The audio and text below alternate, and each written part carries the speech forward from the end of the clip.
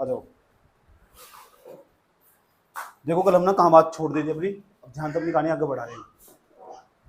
तो जो बचत की दर थी ना, हमने कल बताया था कि जो बचत की दर थी ना वो भारत के अंदर कम होती जा रही लगातार, जारी नहीं जा रही। लेकिन जो निवेश की दर है ना, भारत सरकार कहती है भारत के अंदर निवेश बढ़ता जा रहा। ऐसा क्यों? भारत के अंदर निवेश क्यों बढ़ता चला जा रहा? फिर बचत की दर कम क्यों होती चली जा रही?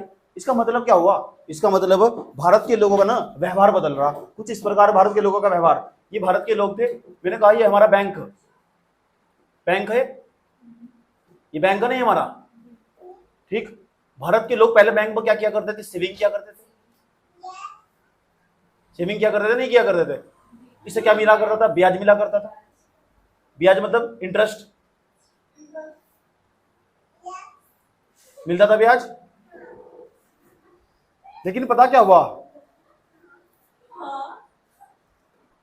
अब इधर कंपनी का कंसेप्ट, किसका? कंपनी का। तो तुम्हारे पास अगर पैसे, तुम्हारे पास दो रास्ते, नंबर फर्स्ट तुम बैंक में चले जाओ, वहां तुम सेविंग करोगे, वहां तुम ब्याज मिलेगा। दूसरा जो रास्ता तुम्हारे पास पता क्या?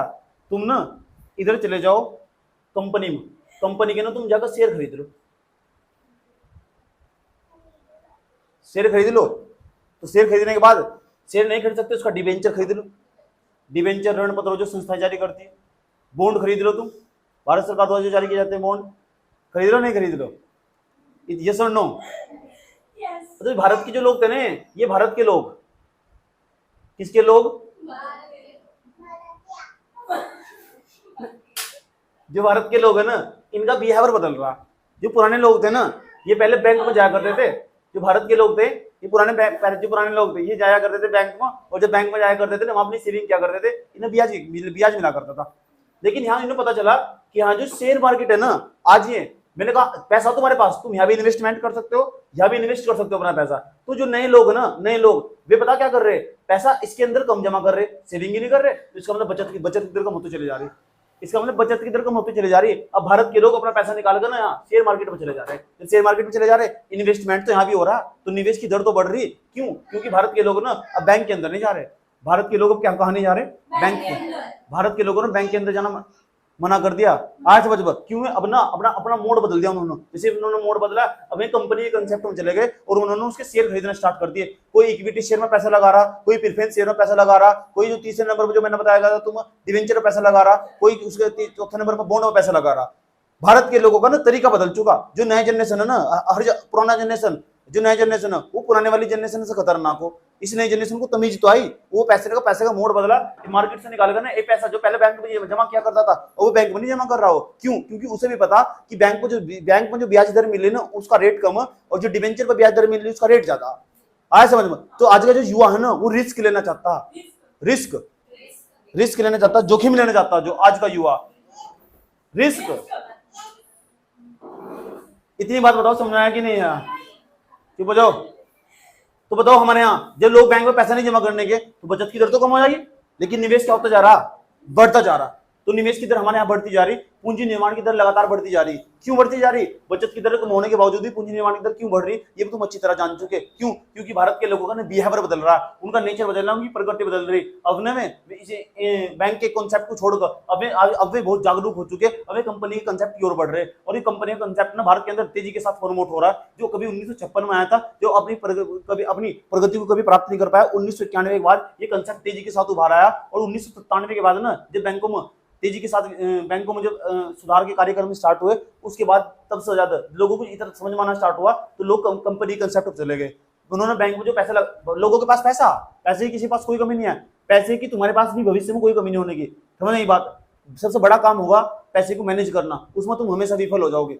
आज समझ में, एक समय पैसा ऐसा आगा तुम्हारे पास पैसे की कोई कमी नहीं होने की, लेकिन जब पैसे को मैनेज करने की बात आई ना तुम हमेशा विफल हो जाओगे। और भारत के लोगों के बारे में एक ही बात कहा जा, ये तो अच्छे मैनेजर होते ही नहीं, ये तो हर जगह विफल हो। इतनी बात बताओ, समझ में आया कि नहीं आया? ये सुन लो।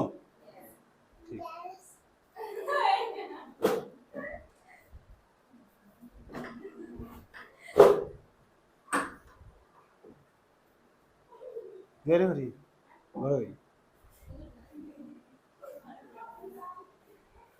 इतनी बात बताओ, समझ में आई नहीं? कोई प्रॉब्लम यहाँ तक? तो भारत के लोगों की एक खास बात है, पता लग गया कि भारत के अंदर ना बचत की दर तो कम होती जा रही है और निवेश क्यों बढ़ता जा रहा है। समझ में आया क्यों? क्योंकि भारत के लोगों का क्या बदल रहा है, बिहेवियर बदल रहा है। भारत के लोगों की प्रकृति बदल रही, नेचर बदल रहा है। वे ना अब में वे बैंक में पैसा निवेश नहीं करना चाहते। क्यों? क्योंकि बैंक पर जो मिलने वाली ब्याज दर है ना, और जो डिबेंचर में मिलने वाली ब्याज दर, डिबेंचर में मिलने वाली, ऋण पत्र में मिलने वाली ब्याज दर ज्यादा, इसलिए वे लोग जो जागरूक अब वे इधर जाना चाहते हैं, डिबेंचर की तरफ चले जाते हैं। इन्वेस्टमेंट करने का तरीका बदल चुका, इन्वेस्टमेंट हो रहा ऐसे वजह। तो बिना बचत की दर कम होने के बावजूद भी भारत के अंदर निवेश तेजी के साथ बढ़ रहा है। अच्छी बात है, बदलना चाहिए। समझना ही बात है, क्योंकि बदलना प्रकृति का क्या है, नियम है। इतना बात बताओ, समझ में आया नहीं आया?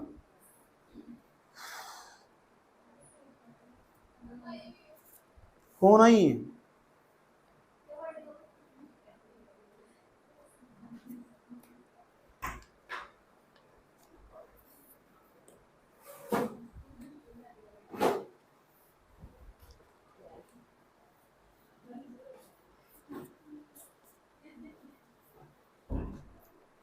आज हम कहां से अपनी कहानी को आगे बढ़ाएंगे, ये बात बताओ, समझ में ही नहीं आई कि क्या हो रहा था। आज हम कहां से अपनी कहानी को आगे बढ़ाएंगे, सुन लो मेरी बात ध्यान से, सुनना अच्छे तरीके से।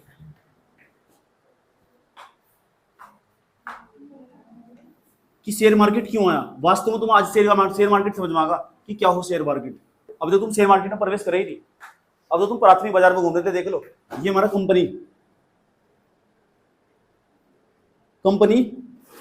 कंपनी कंसेप्ट को तुम प्रमोट करना चाहते हो। कंपनी को चलाने के लिए सबसे महत्वपूर्ण चीज हो पूंजी। अगर पूंजी इकट्ठा करना चाहते हो ना, तो कंपनी ना मार्केट में जाती है, अपने शेयर जारी करती है, मार्केट में जाती है, अपने शेयर जारी करती है। जो लोग होते हैं ना, भारत के लोग, इसके अंदर दिलचस्पी दिखाते हैं और जबरदस्त मात्रा में इसके शेयर खरीदते हैं। जो शेयर खरीदते हैं ना, उन्हें शेयर धारक बोलते हैं। शेयर, एक कंपनी अपने शेयर जारी करती है, लोग ना इसके शेयर खरीदते हैं। ये सारे शेयर पता कहाँ होते हैं, जो कंपनी हो ना, जो कंपनी हो, इसका जो ये सारा काम पता कहाँ हो रहा है, शेयर की जो खरीद बिक्री हो। सबसे पहली बार जो शेयर की खरीद बिक्री होगी ना, जिस मार्केट के अंदर होगी, जहां कंपनी के कंसेप्ट को आगे बढ़ाया जाएगा, जहां बोर्ड ऑफ डायरेक्टर कंपनी के शेयर जारी करने के बावजूद पैसा इकट्ठा करो, कंपनी कंसेप्ट को आगे बढ़ाने की कोशिश करेगा, ऐसे बाजारों को हम प्राथमिक बाजार कहते हैं। प्राथमिक बाजार इसे बोलते हैं प्राइमरी मार्केट। प्राइमरी मार्केट याद रखना, कौन सी प्राइमरी मार्केट हो, जो पहली बार जो किसी कंपनी के शेयर की खरीद बिक्री होगी ना, बिक्री होगी, मतलब कंपनी अपने शेयर बेचने जाएगी, पहली बार सेल करने जाएगी, तो सारा काम प्राथमिक मार्केट, प्राइमरी मार्केट में होगा। प्राइमरी मार्केट का मतलब वो प्राथमिक बाजार, ये सारा कार्य कौन सी मार्केट में होगा, प्राथमिक बाजार। 99% लोगों का यही कहना, सुन लो ध्यान लगाकर, कि जो कंपनी है ना, जो अपने शेयर जारी करती है, इस शेयर मार्केट में अपने शेयर जारी करती है, ये बिल्कुल कॉन्सेप्ट 100% गलत है। याद रखना बात। यहाँ सबसे बड़ी कठिनाई है, हो सकता है इसी चीज को लेकर सवाल पूछ लो, कि जो कंपनी है ना, जब अपने शेयर जारी करती है, वो सारा काम प्राथमिक मार्केट में करती है। सेकेंडरी मार्केट को ही हम शेयर मार्केट बोलते हैं। अगर मैं उसी कॉन्सेप्ट पा रहा हूँ, अभी तक मैंने शेयर मार्केट पढ़ाई नहीं, तो वो क्या हो, शेयर मार्केट का तो मैंने नाम मिल नहीं अब तक, शेयर बाजार का नाम लिया मैंने अब तक। तो तुम कैसे कह सकते हो कंपनी शेयर मार्केट में अपना शेयर जारी करके पैसा इकट्ठा करती है? नहीं, ये सारा काम प्राइमरी मार्केट में होगा, और जो प्राइमरी मार्केट है ना, उसका संबंध शेयर बाजार से नहीं है। समझ आई बात है? आज हम शेयर बाजार के अंदर आज प्रवेश करेंगे वास्तव में, और तुम्हें पैसा भी लगाना सीख जाओगे, तुम हो क्या रहा, ठीक। और अच्छी अच्छी तुम्हें कहानियां भी सुनाऊंगा, दिलचस्प कहानियां सुनाऊंगा तुम्हें। इतनी बात बताओ, समझ में आया नहीं है? कोई प्रॉब्लम यहां तक क्या? तो जो कंपनी हो, सुन लो ध्यान लगा, कंपनी हो या, तो कंपनी को चलाने के लिए पैसे की जरूरत होगी, पूंजी की आवश्यकता होगी। ये जो पूंजी इकट्ठा करती होगी कंपनी, तो कौन सी मार्केट में पूंजी इकट्ठा करती है? प्राइमरी मार्केट में। क्या करती है कंपनी? अपने शेयर जारी करती है, तो क्या इकट्ठा करती है? पूंजी इकट्ठा करती है। ये कंपनी अपनी पूंजी इकट्ठा करती है शेयर मार्केट के अंदर, अपने शेयर जारी करने के बावजूद ये कंपनी पूंजी इकट्ठा करती है। यस और नो? ठीक है, चलो यहां तक तो बात समझ में आई हमारी। अब जरा एक बात सुनो ध्यान से। अब जो कंपनी का बोर्ड ऑफ डायरेक्टर हो, सुन लो,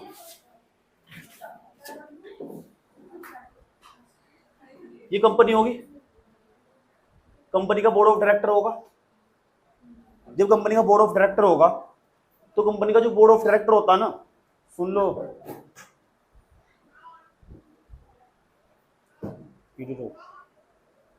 पॉज कर दिए, यहां लिखा हुआ देखो, शेयर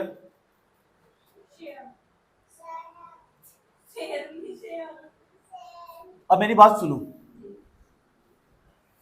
मान लो मैं कंपनी हूं, आप भारत के आम आदमी हो, चुप बैठ जाओ। आम भारत के आम आदमी हूँ, मैं कंपनी हूँ, ठीक, और आपने मेरा शेयर खरीद लिया, कुछ खरीद लिया, ठीक। तो उसके बाद आपने जो शेयर खरीद लिया, हो सकता है एक दिन ऐसा हो आपने जो शेयर खरीदा ना, इन मैडम ने शेयर खरीद लिया, सबने मेरा शेयर खरीद लिया, ठीक, और जो इन्होंने शेयर खरीद लिया ना, जो मेरे पास शेयर खरीद लिया, इस शेयर को किसी और को बेचना चाहती है, पैसे की सख्त जरूरत है अभी इन्हें पैसे की सख्त जरूरत है। तो ये पता क्या करेगी, इनके पास दो ऑप्शन है। नंबर फर्स्ट, एक तो ये शेयर किसी और को बेच सकती है, बात समझ में आया। दूसरा ऑप्शन, ये मेरे पास ही आ गई, मैं कंपनी हूं, कंपनी का मालिक हूं मैं, मेरे पास आ गई है, बोर्ड ऑफ डायरेक्टर में मैं एक हूं, मेरे पास आ गई है, ये कहने लगी मुझे मेरा पैसा चाहिए जो मैं आपके शेयर में लगाया था।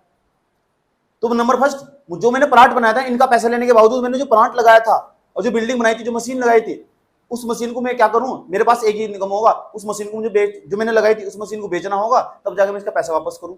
इतना इतना मैंने इसका पैसा वापस करा, इतनी देर में मैडम भी आ गई, आया समझ में, एक करके सारी की सारी चली जाइए, समझ मत। ये मामा जी बोल रही इस टाइम मुझे पैसे की बहुत सख्त जरूरत है, ये बड़ा तुम्हारा शेयर उठाओ, समझे। कंपनी का कंसेप्ट, शेयर मार्केट वास्तव में क्यों आया, शेयर मार्केट की जरूरत क्या पड़ी, शेयर मार्केट को द्वितीयक बाजार क्यों बोलते हैं, सेकेंडरी मार्केट क्यों बोलते हैं, सबसे पहले ये समझ लो शेयर मार्केट में हो क्या है, शेयर मार्केट का कंसेप्ट क्यों आया वास्तव में, समझ में आया बात। यार जैसे आई है मेरे पास, ये कहने लगी मुझे तुम पैसे की सख्त जरूरत है, इस तरह करके उन्होंने मेरी सारी मशीन बिकवा दी। इस तरह तो कंपनी का कंसेप्ट कभी आगे बढ़ने वाला नहीं है। अब बताओ, इस तरह क्या कंपनी का कंसेप्ट कभी आगे बढ़ेगा, नहीं बढ़ेगा ना। तो कभी कंपनी को हम प्रमोट ही नहीं कर सकते, क्यों नहीं कर सकते, क्योंकि अगर तुम इस तरह या एक गई या इस तरह करके इन्होंने मेरा सारा प्लाट जमीन सब बिकवा दिया, इसका मतलब जिन लोगों ने शेयर मार्केट जो डिजाइन करा ना, बहुत साइंटिफिक तरीके से डिजाइन करा, कंपनी का ना शेयर मार्केट से कोई दूर दूर तक लेना देना नहीं है। यहाँ ना ये एक ऐसा बाजार हो, शेयर मार्केट या शेयर बाजार एक ऐसा बाजार हो, यहाँ आम आदमी शेयर खरीदता, आम आदमी शेयर बेचता, कंपनी का दूर दूर तक इसका कोई रिश्ता रहता नहीं है। इतनी बात बताओ, समझ में आई कि नहीं आई, समझ में आई बात है। हम कह रहे कि जो सेकेंडरी मार्केट हो, शेयर बाजार हो, इसमें ना जो आम आदमी क्या होगा, शेयर खरीदता होगा, आम आदमी शेयर बेचता होगा। मैंने किसी कंपनी के मेरे पास शेयर थे, आया समझ में, और मुझे पैसे की सख्त जरूरत है, मुझे पैसे क्या है, सख्त जरूरत है। तो मेरे पास जो पैसे है ना, मतलब मेरे पास किसी कंपनी के शेयर थे, तो मैंने मैं कंपनी के, तो पहला तरीका तो ये होगा कि जो हो ना, जो कंपनी है वो कंपनी, तो तुम जाओ, मैंने दूसरा तरीका बताया। तो ऐसा कभी नहीं हो सकता कि अगर किसी कंपनी के तुमने शेयर खरीद रखे और शेयर खरीदने के बाद कंपनी की तुम्हें ना मूल अमाउंट वापस कर दो, सिर्फ उसको प्रॉफिट होगा, सिर्फ वो देगी, जिसे हम डिविडेंड बोलते हैं, लाभांश बोलते हैं। इतनी बात बताओ, समझ में आई कि नहीं आई। कंपनी जिसके पास शेयर होगा ना, कंपनी से क्या देगी, कंपनी को प्रॉफिट होगा तो सिर्फ लाभांश देगी जिसके पास उसका शेयर होगा। इतनी बात बताओ, समझ में नहीं आई, समझ में आई बात। यार तो फिर दूसरा तरीका होगा, जब कंपनी बंद हो जाएगी ना, हो सकता है कंपनी बंद होने में 200 साल लग जाए, 300 साल लग जाए, 400 साल लग जाए, जब कंपनी बंद होगी तो जिसके पास शेयर होगा उसे ही उसका मूल अमाउंट मिलेगा। ये भी खास बात होगी, जिसके पास शेयर होगा ना, तो कंपनी बंद होने में 400 साल भी लग सकते, 500 साल भी लग सकते, जब उसका जिसके पास वो शेयर होगा उसे ही उसका मूल अमाउंट मिलेगा, अन्यथा लाभांश मिलता चला जाएगा। इतनी बात बताओ, समझ में आई नहीं आई। शेयर मार्केट का जो कॉन्सेप्ट आया ना, अब देखो मेरे पास क्या था, ये कंपनी थी, लोगों ने शेयर खरीद लिए, कंपनी का कंसेप्ट आगे बढ़ा। कंपनी कंसेप्ट को आगे बढ़ाने के लिए कंपनी जो पैसा इकट्ठा करा, वो प्राथमिक बाजार से पैसा इकट्ठा करा। अब जिसके पास शेयर चला गया ना, प्रॉब्लम इसके सामने खड़ी होगी। अगर इस कंपनी को बेनिफिट होगा तो बेनिफिट इन शेयरों को होगा। तो अब जब पता क्या होगा, शेयर अब एक नया कंसेप्ट आया जिसका नाम है शेयर मार्केट। कौन सा, या शेयर बाजार। अब शेयर बाजार के अंदर क्या होगा, इस शेयर बाजार के अंदर ना जो शेयर वे खरीदे जाते हैं, वे बेचे जाते हैं। शेयर है ना, ये खरीदे जाते हैं, बेचे जाते हैं। अब ये शेयर, इस दूसरा तरीका क्या हो सकता है, दूसरा तरीका, पहला तरीका मैंने तो बताया जो कभी होने का नहीं। मैंने कहा अगर किसी कंपनी के पास, तुम्हारे पास शेयर, किसी कंपनी के तुम्हारे पास शेयर है ना, तो इसका ये मतलब होगा जो कंपनी के तुम्हारे पास,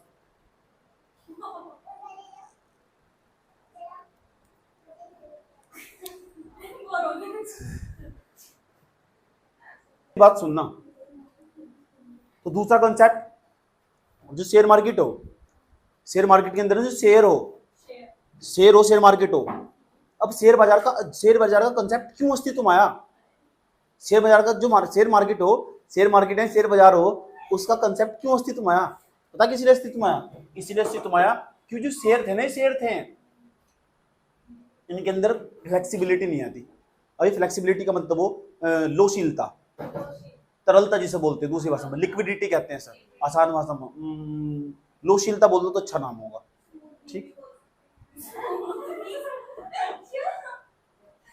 इसमें क्या हो, जो सेकेंडरी मार्केट हो, ये द्वितीयक बाजार है, ये द्वितीयक बाजार है हमारा।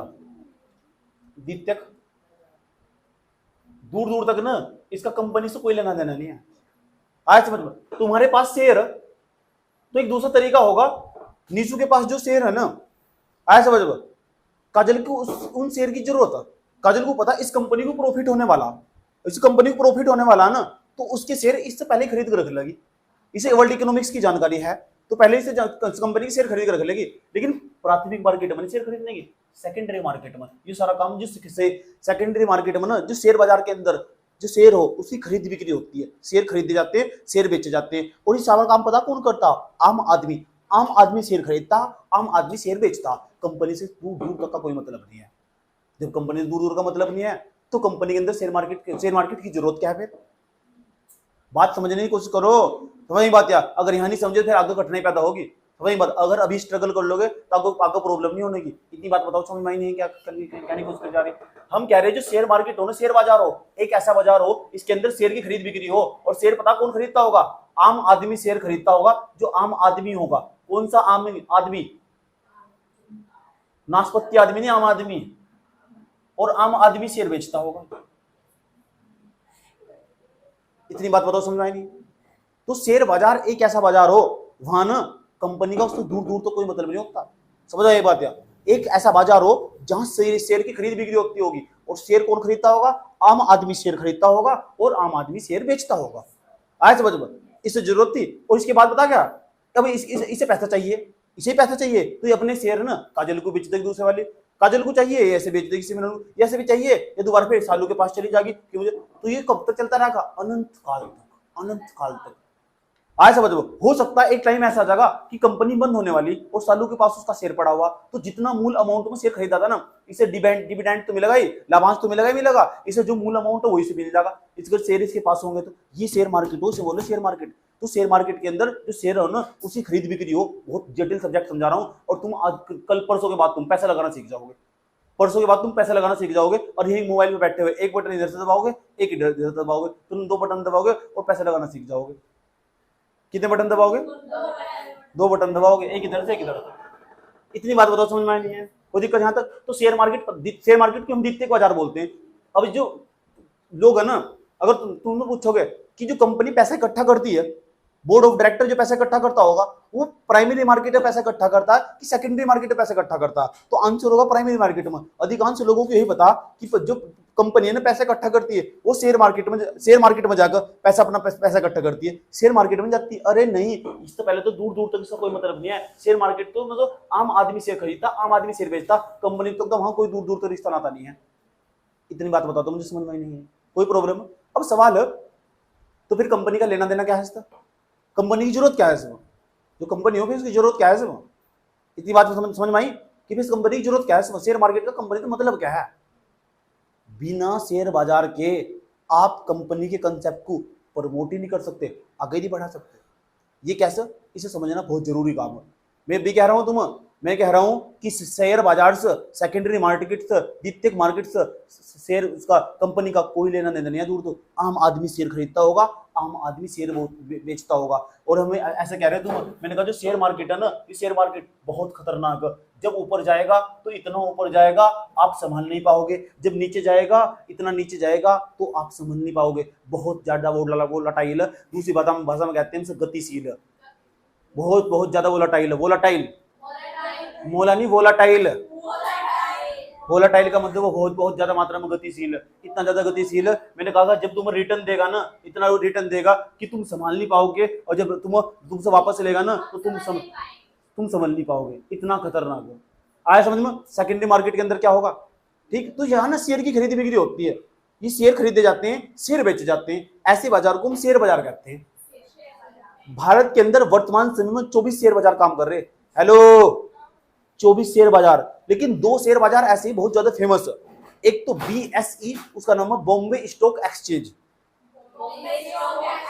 दूसरे नंबर पर नेशनल स्टॉक एक्सचेंज।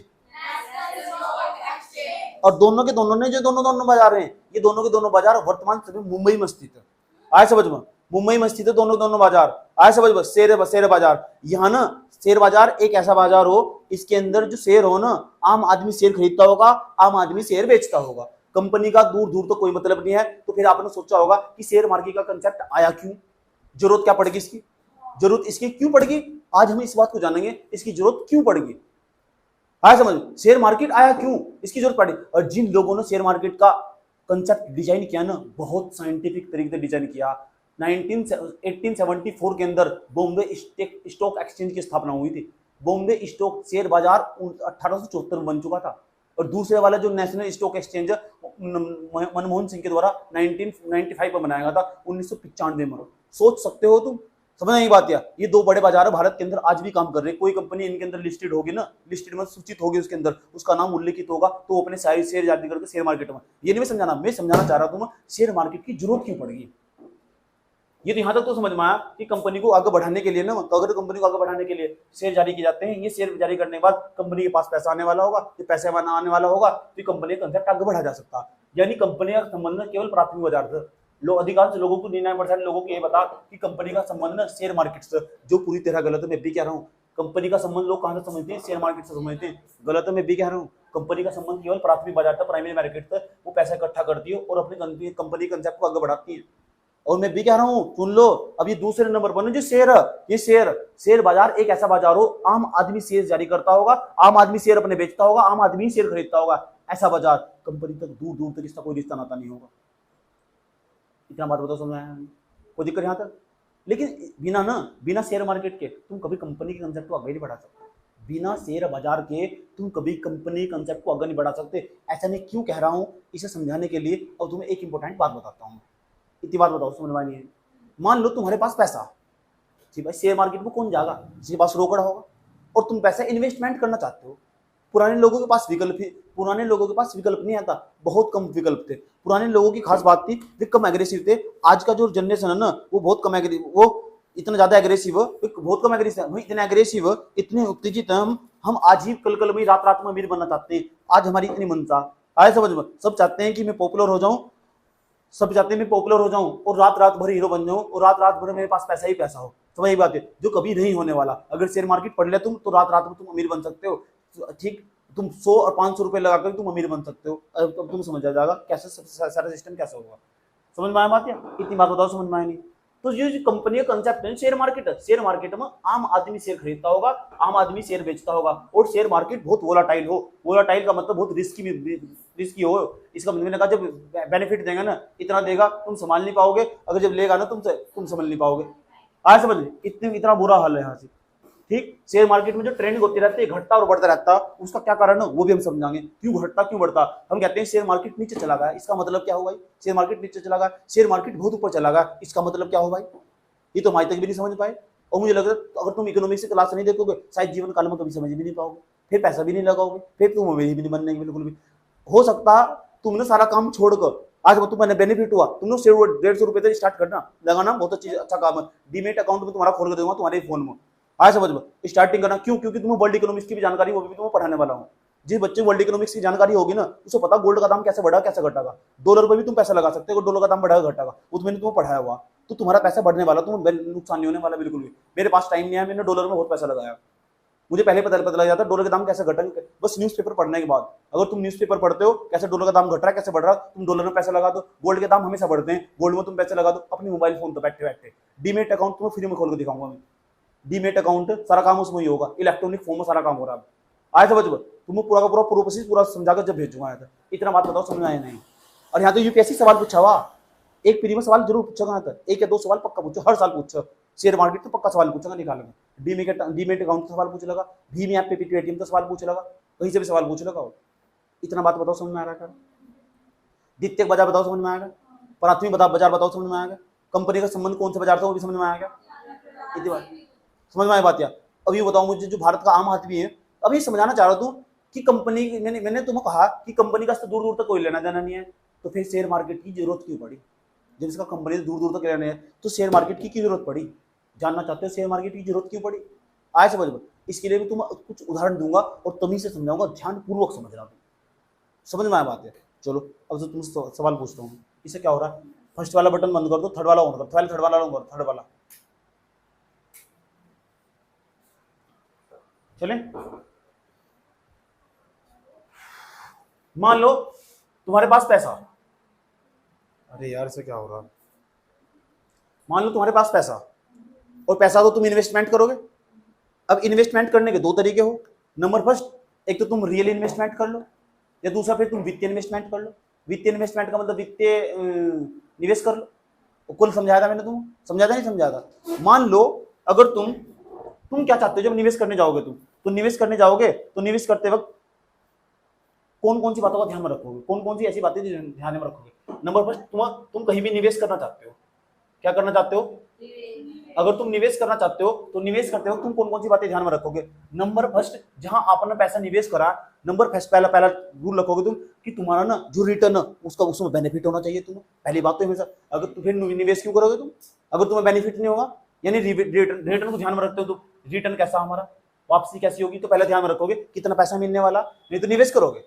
आया समझ में। तो पुराने लोग थे किस में निवेश क्या करते थे, जो पुराने लोग थे कैसे निवेश क्या करते थे, वास्तविक निवेश क्या करते थे, उन्होंने बिल्डिंग जमीन जायदाद यही खरीद को तुम्हारे लिए इकट्ठा कर लिया। आया समझ में। अब आज का जो जनरेशन ना उसका हालत बदला, वो वित्तीय निवेश करना चाहता, उसके पास समय कम हो, उसे भी पता भारत के अंदर ना वो सतायु घटती चली जा रही। आया समझ में, इसलिए वो वित्तीय निवेश करना चाहता, शेयर मार्केट की तरफ जाना चाहता, जो आज का जनरेशन है। समझ आए बात। या तुम जब रिटर्न करोगे तो तुम अपना पैसा दो जगह लगाओगे। नंबर फर्स्ट, एक तो डेप्ट में लगाओगे, डेप्ट का मतलब डिवेंचर में लगाओगे, अगर नहीं लगा तो इक्विटी में लगाओगे, नहीं तो लगाओगे। अगर तुम अपने पैसे को सेफ सुरक्षित रखना चाहते हो तो कहां जाओगे, डेप्ट में जाओगे। तो पुराने लोग तो डेप्ट में जाया करते थे, आज का जो लोग है ना वो तो इक्विटी में जा रहे हैं अपना पैसा लेकर। समझ में आया नहीं पाया। अगर तुम्हारे पास पैसा, अब तुम इन्वेस्टमेंट करना चाहते हो पैसा, तो पहली शर्त तुम्हारी क्या होगी, कौन कौन सी चीजों ध्यान में रखोगे। नंबर फर्स्ट, तुम्हारा रिटर्न कैसा होगा, वापस में तुम्हें कितना पैसा मिलेगा। समझ आई बात है। और तुम अपना पैसा कहां लगाना चाह रहे हो, क्या तुम डेप्ट में लगाना चाह रहे हो, इक्विटी में लगाना चाह रहे हो, ये बात तुम पहले ध्यान में रखोगे। समझ आई बात है। क्योंकि अगर तुम रिटर्न नहीं मिलने वाला तो तुम अपना पैसा क्यों बर्बाद करो, इतनी बात बताओ, समझ में नहीं है। ठीक। दूसरा, सबसे पहले चेक करोगे ये तुम्हारा पैसा ना उसकी सेफ्टी क्या है, उसकी सुरक्षा भी है कि नहीं है। पता लगा तुमने पैसा लगा दिया और उसकी सुरक्षा ही नहीं है, तुमने लगा दिया प्रेफरेंस शेयर में पैसा, आया समझ, तुमने इक्विटी शेयर में पैसा लगाया था तो सुरक्षा ही नहीं है। तो जब उसकी सुरक्षा ही नहीं है, मैंने कहा भारत के लोग ना प्राइवेट बॉन्ड नहीं खरीदने, सरकारी बॉन्ड तुरंत भाग कर खरीदेंगे नहीं खरीदेंगे, क्यों, उन्हें बता भारत सरकार के पैसे अगर पास होगा उनका पैसा सेफ नहीं है तो फिर कहीं भी सेफ नहीं है। ये दूसरी बात ध्यान में रखोगे नहीं रखोगे, तुमने कहीं पैसा लगाना चाहते हो, पहली बात ध्यान में रखोगे रिटर्न कितना मिलने वाला, कितने पैसे लगेंगे। अगर मैं यहाँ 50,000 रुपए लगा दूं, ऐसे तो बोल रहे तुम मैनेजर को कितने पैसे मिलेंगे मुझे, अगर यहाँ 50,000 रुपए लगा दूं, पहले पूछ सके तुम क्या तो डेप्ट में लगाओगे क्या इक्विटी में लगाओगे। उसके बाद दूसरी बात ध्यान में रखोगे इसकी कितनी सेफ्टी, मेरे पैसे में लगा रहा हूँ इसकी कितनी सेफ्टी है, सुरक्षा। अगर पता लगा तुमने जो पैसा लगाया ना, जो पुराने लोग थे वे सरकारी बॉन्ड खरीदा करते थे, सरकारी बॉन्ड क्यों खरीदा करते थे, पता लगा कि इसी क्यों खरीदेगा, क्योंकि सरकारी बॉन्ड में उनका पैसा सेफ था। है समझ में। सरकारी बॉन्ड, अब बॉन्ड के बारे में पता नहीं हो सकता नहीं है, कल तमीज से बताया बॉन्ड के बारे में, खरीदा कर देते, खरीदा कर देते, इतनी बात बता दूं समझ में नहीं है। अब अगला सवाल, अब क्यों, क्योंकि उन्हें सेफ्टी चाहिए ना, क्या चाहिए ना, सेफ्टी चाहिए। चलो आ जाओ। अब तीसरे नंबर पर एक बात और ध्यान में रखोगे तुम, अब मैं तुमको कुछ उदाहरण देना जा रहा हूँ। तीसरी बात जो तुम ध्यान में रखोगे यहीं पे तुम्हें समझ में आएगा कि जो शेयर मार्केट है उसमें कंपनी को शेयर मार्केट की जरूरत क्यों पड़ी, शेयर बाजार की। क्योंकि बिना शेयर बाजार के तुम कंपनी कंसेप्ट को आगे नहीं बढ़ा सकते। अगर आज आपका पास शेयर बाजार होगा और कंपनी लिस्टेड होगी उसके अंदर, तो कंपनी प्रमोट होती चली जाएगी, कंपनी कंसेप्ट आगे बढ़ाया जा सकता बिना शेयर बाजार के। ऐसा मैं क्यों कह रहा हूँ, इस बात को समझने के लिए मैं कुछ उदाहरण लेने जा रहा हूँ। तुमने नाम सुना होगा एफडी का, एफडी कि तुम्हारे मेरी लड़की के नाम की 50,000 की मैंने एफडी कर रखी थी, वो 5 साल बाद खुलेगी। जानना चाहते हो एफडी क्या हो, फिक्स्ड डिपॉजिट। समझ लेना, ध्यान लगाकर।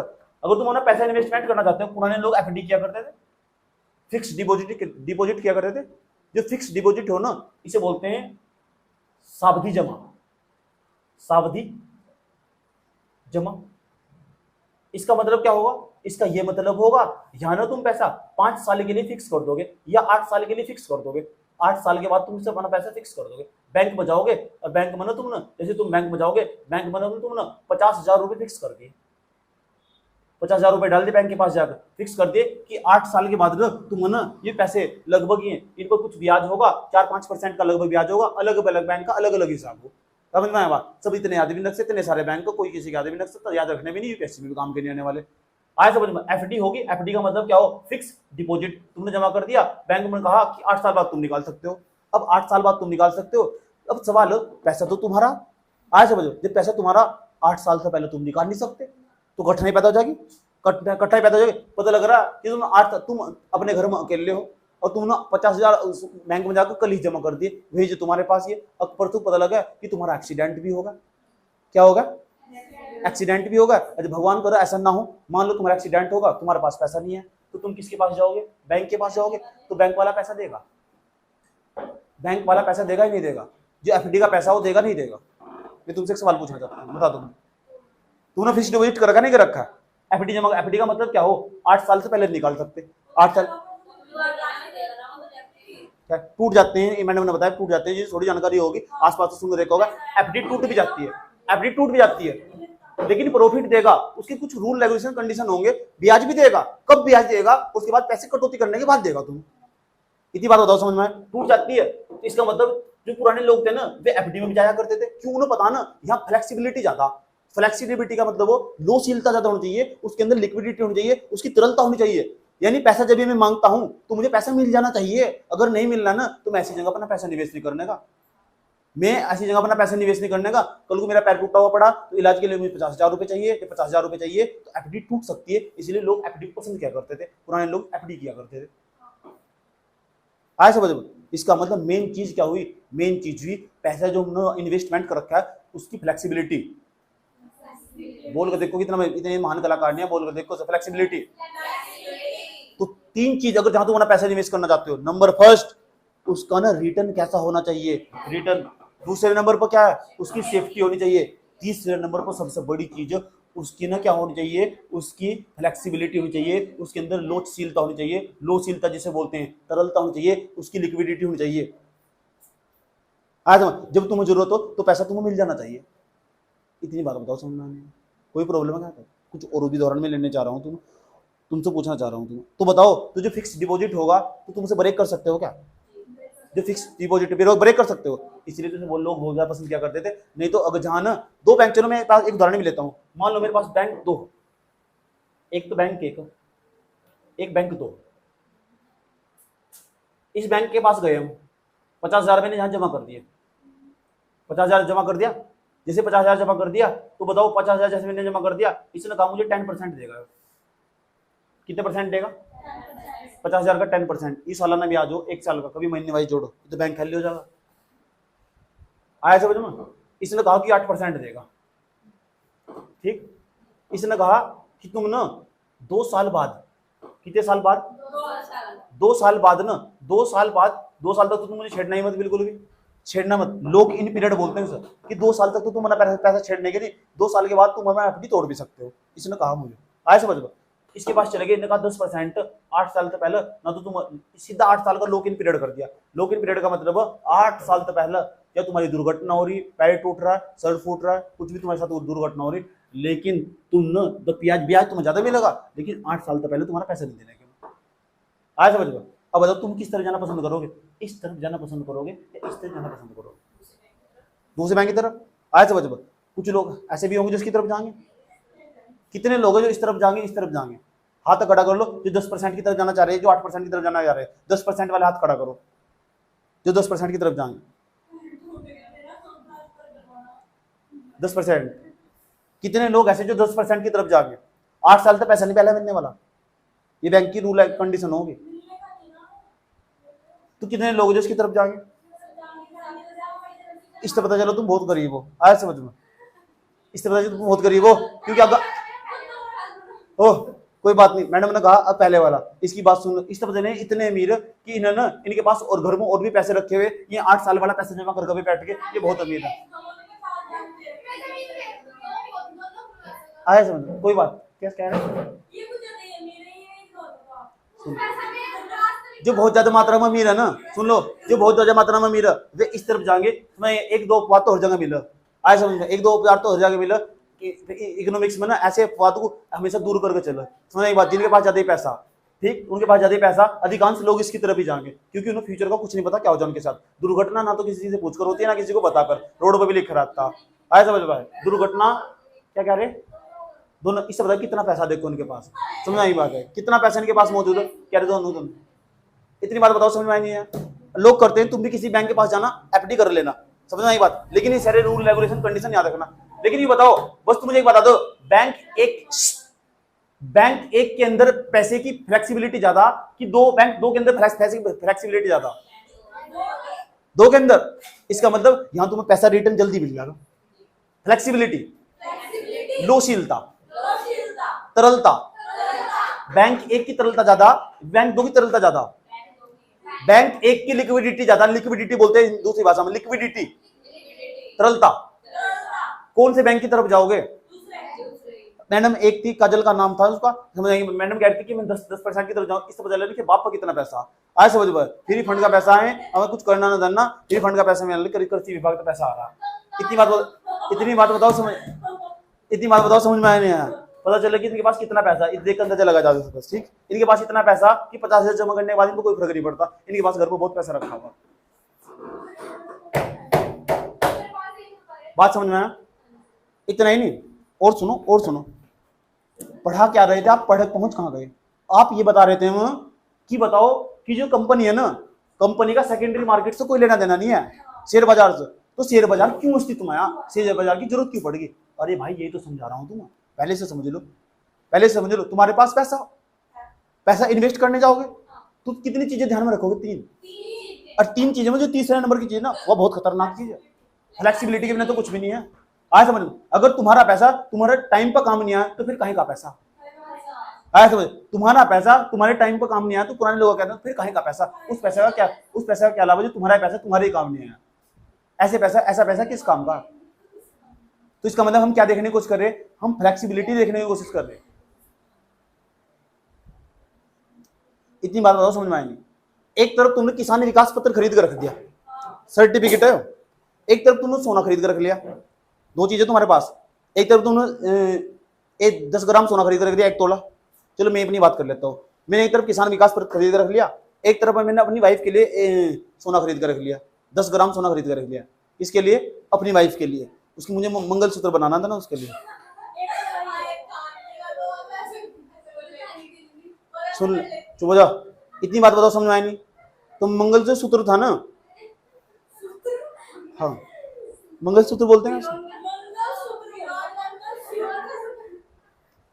तो जो भी था, गोल्ड का जो आभूषण था वो बनाया, कोई बात नहीं है। इतनी बात बताओ समझ में आई नहीं? बनाया ना, तो बताओ मैं मार्केट में बेचने जाऊंगा, मार्केट में बाहर निकल, दोनों चीजें हाथ में लेकर निकलूंगा, तो सबसे पहले जो गोल्ड था वो बिकेगा कि किसान विकास पत्र बिकेगा? तो बताओ किसकी फ्लेक्सिबिलिटी ज्यादा? तो तुम पैसा किधर लगाना पसंद करोगे? अब तुमने अपने मुंह से खुद निकाल दी बात। इसका मतलब लोग, जब मुझे पैसे की जरूरत पड़ेगी तो सबसे पहले लोग गोल्ड को खरीद देंगे। आज समझ में? किसान विकास पत्र तो कागज है, इसमें कहेंगे अपने घर लेके चला जा, आज समझ में? इसलिए कहा जाता cash is the perfectly liquidity acids. जो चोर है ना, चोर जो दूसरों के घर में चोरी करने जाता है ना, सबसे पहले कैश देखता है, यानी वो भी लिक्विडिटी को फॉलो करता है। समझ? दूसरे नंबर पर सोने की चीज देखा, जो जल्दी बिक जाएगी, उसे पैसा प्राप्त हो जाएगा। तो कैश को ना परफेक्टली लिक्विडिटी एसिड्स बोलते हैं, एसिड्स। समझ? चोर चोरी करने जाता है ना, सबसे पहले। अब तुम कहने लगे, एक काम करो तुम कि भिखारी के पास जाओ, तुम भिखारी को भी तमीज है, उसे पता कि किसकी फ्लेक्सिबिलिटी ज्यादा। भिखारी के हाथ में तुम एक काम करो, 5,000 रुपए 5 लाख रुपए का काट कर चेक रख दो, उसे चबा के एक तरफ फेंक दो, उसे किसी काम का नहीं है। उसके हाथ में 10 रुपए का नोट रखो, उसे पता ना किसकी फ्लेक्सिबिलिटी ज्यादा, जो उसकी भूख को पूरा कर सकते हैं। उसके लिए 5 लाख का चेक काम करनी है। भिखारी को भी इतनी तमीज है, वो भी इकोनॉमिक्स फॉलो करके चल रहा है। जो चोर है ना, उसे भी इतनी तमीज है, वो भी इकोनॉमिक्स फॉलो करके चल रहा है। तो इकोनॉमिक एक किताबों में एक किताब का नाम बता दो इसमें ऐसे उदाहरण। हाँ सब, और मैं इतनी गारंटी दे रहा हूं, तुम अब इतनी गारंटी दे रहा है, तुम इसे भूल कर दिखा दो, जाओ तुम इसे भूल कर दिखा दो। और इस तरह के जो वर्ड होंगे ना, इस तरह के वर्ड, ये सारे पेपर पर दिखा देंगे तुम, क्या लिक्विडिटी हो, क्या तरलता हो। पेपर में इस तरह का सवाल पूछा, घर जाकर देख लेना, 4-5 पदार्थ लिख देगा, पूछा किसकी लिक्विडिटी ज्यादा, सोने की, रुपए की, कैश सबसे परफेक्ट हो, जो हाथ में हो, उससे ज्यादा तरलता किसी की नहीं होती। सोने की है, दूसरे नंबर पर कहीं पहले तुम्हारे हाथ में पैसा ज्यादा बढ़िया लगा देखने में।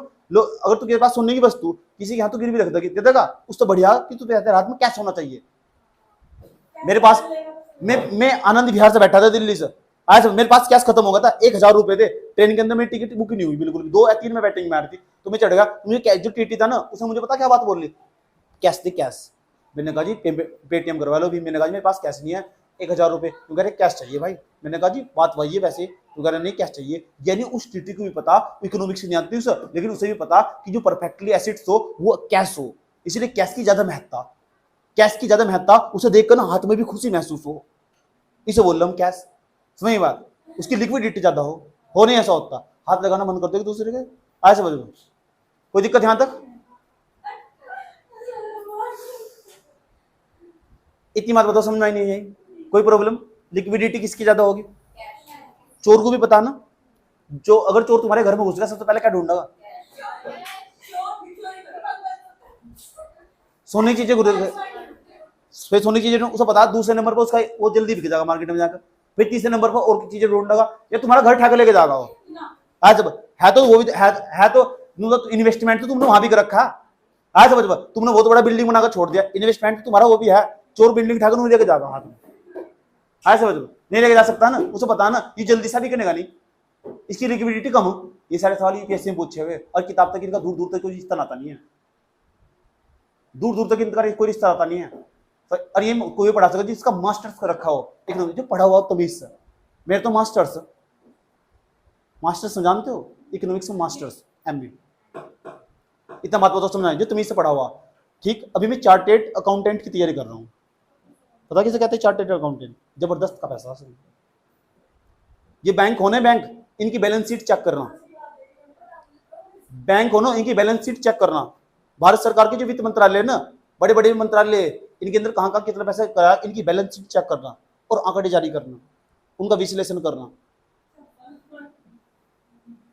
समझ में आते हैं? इसे दूसरी भाषा में एक एग्जाम मुझे और देना, यूपीएससी का रहता है आईईएस का, इंडियन इकोनॉमिक सर्विस, उसमें सीधा मेंस का पेपर हो, प्री मेंस एक साथ ही हो जाता, वो भी यूपीएससी करा हुआ, उसमें इससे ज्यादा सैलरी यूपीएससी वाले से, लेकिन उसकी मास्टर्स की डिग्री होनी चाहिए तुम्हारे पास इकोनॉमिक्स में, जब भी तुम एग्जाम दे सकते हो, और टोटल एग्जाम सारे इंग्लिश में, हिंदी दूर दूर तक इससे आता नहीं है उसको। इधर देख लो इतनी बात बताओ समझ में आई नहीं है? चलो देख लो, पढ़ाई तो कभी बुरी नहीं होने की, आज बताओ तुम्हारी फ्लेक्सिबिलिटी समझ में आई नहीं आई? तरलता क्या हो ये भी समझ में आया? कैश का कितना बड़ा महत्व भी समझ में आया? किसकी लोचशीलता ज्यादा वो भी समझ में आया? क्या बात समझ में आया नहीं? ठीक, एक चोर वो भी क्या फॉलो करता होगा उसे भी समझ में आया? भिखारी को भी तमीज है, वो भी इकोनॉमिक्स को यूज कर रहा है, भिखारी को तमीज है, उसे भी कैश चाहिए स्टार्टिंग में, आज समझ में। तुम एक काम करो, एक भिखारी के पास जाओ, उसे एक चेक काट कर दे दो, लो दान में, एक्सेप्ट करेगा? मुझे सुनकर भी हैरानी हुई कि लोगों का ना अब व्यवहार बदल रहा है। एक भिखारी ऐसा घूम रहा था, पेटीएम बनाकर खुद घूम रहा था, हाँ यस, सोच सकते हो तुम, मेरी कार के सामने रुका, कार के सामने रुका मेरी आकर, सोच, देहरादून की बात बता रहा हूँ तुम, देहरादून में कार के सामने आकर रुका, ये कह रहा पेटीएम कर दो, 10 रुपए पेटीएम कर, सोच सकते हो कितना लोगों का व्यवहार किस तरह तेजी के साथ बदल रहा है।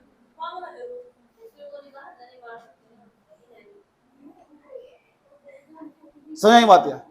ठीक, तिरुपति बालाजी मंदिर है ना, तिरुपति बालाजी मंदिर, वहां लोग जबरदस्त मात्रा में सोना चढ़ाने आते हैं, उसके बाद भिखारियों की बहुत लंबी लाइन है, और सबने अपने मैं फोटो दे रहा ना, सबने अपने पास पेटीएम भीम ऐप के वो रखे हुए, क्यूआर कोड जो रखे रहते हैं, स्कैनर कोड, बताओ, सोच सकते हो?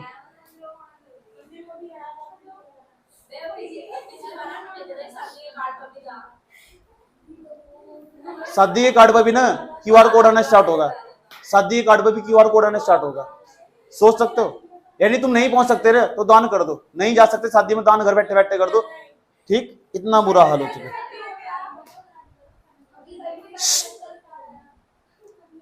तो फिर ये जब, सुनो बात ना करो, इंपोर्टेंट बात सुन लो, इंपोर्टेंट बात यह, आप तो ये बता रहे थे इसका इससे क्या रिश्ता नाता, इसका इससे क्या रिश्ता नाता, तो बताओ जब तुम अपना पैसा इन्वेस्टमेंट करने जाओगे,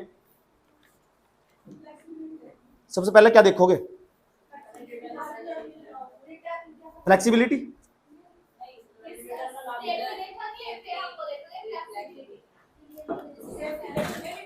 नंबर फर्स्ट, पहले देखोगे रिटर्न, सेफ्टी देखोगे, दूसरे नंबर पर फ्लेक्सिबिलिटी देखोगे, इसका मतलब एक बात बताओ, अब तुमसे एक सवाल और पूछना चाहता हूँ। ये बच्चा, बचवा, इधर, तुम अपने पैसा निवेश करने चले गए, तुमने चलो बिल्डिंग खरीद लिया,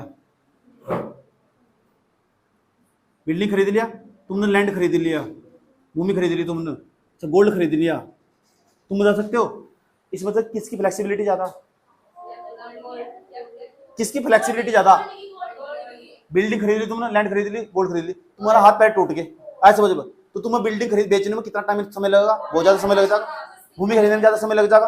अब जो गोल्ड, गोल्ड को तो तुम किसी के यहाँ गिरवी रखकर तुरंत पैसा उठा लो, इसकी फ्लेक्सिबिलिटी ज्यादा नहीं, तो तुम कहाँ पैसा निवेश करना पसंद करोगे?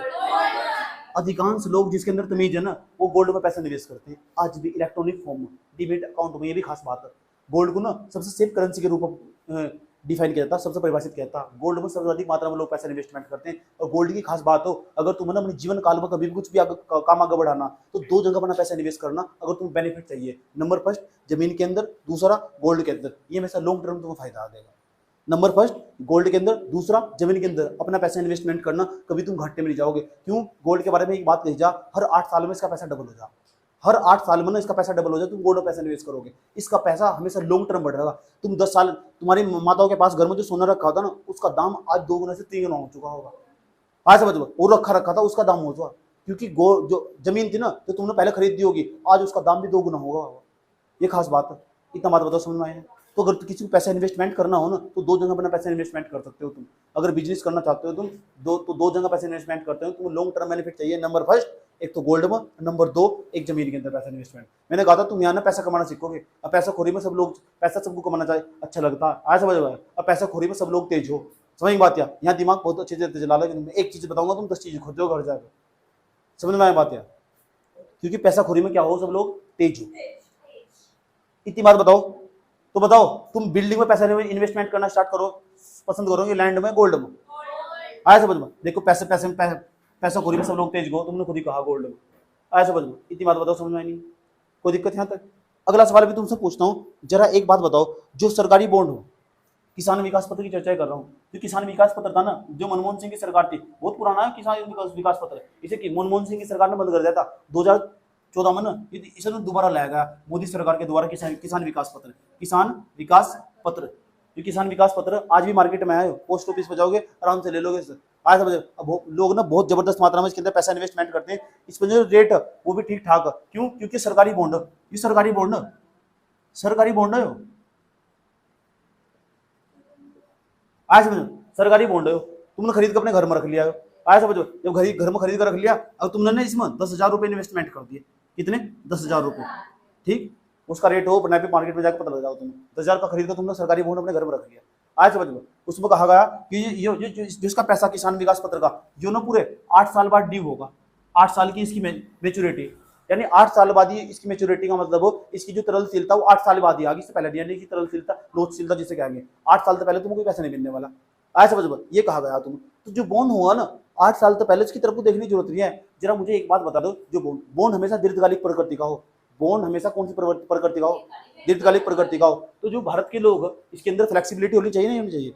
जो फ्लेक्सिबिलिटी होनी चाहिए, इसका ही मतलब होगा जो किसान विकास पत्र होगा, इस किसान विकास पत्र को 8 साल तक पहले तो तुम एक काम करो, तो तो तुम पैसे रुपए में कन्वर्ट ही नहीं कर सकते। हो सकता है मैंने कल 10,000 का बॉन्ड खरीद कर रख लिया, अपने घर में खरीद लिया, 8 साल बाद मुझे पैसा मिलने वाला, यहाँ तो कठिनाई पैदा हो जाएगी, कठिनाई पैदा हो जाएगी, नहीं हो जाएगी? क्यों? 8 साल तक पहले तो क्यों? क्योंकि 8 क्यों नहीं है कि तुम इसके, जहां तो तुम किसान विकास पत्र खरीद कर लेकर आए थे, तुम उसके पास पोस्ट ऑफिस वाले के पास दोबारा गए, किसान विकास पत्र करो, मुझे 10,000 रुपये दे नहीं सकता। उसने कहा था पहले साइन करने, साइन इसलिए तो करवाया जा 8 साल बाद। 8 साल बाद हो सकता है 2 साल तुम्हारे पास ऐसे बीत गए, जैसे 2 साल तुम्हारे पास बीत गए, जैसे 2 साल बीत गए किसान विकास पत्र को रख रखे, बच गए 6 साल, अब भी 6 साल बचे हुए। इससे पहले तुम जो पैसा ना वो ड्यू नहीं करवा सकते अपना, ऐसे बच ड्यू नहीं करवा सकते, तो फिर एक दूसरा तरीका अपनाया गया। पता क्या करोगे तुम?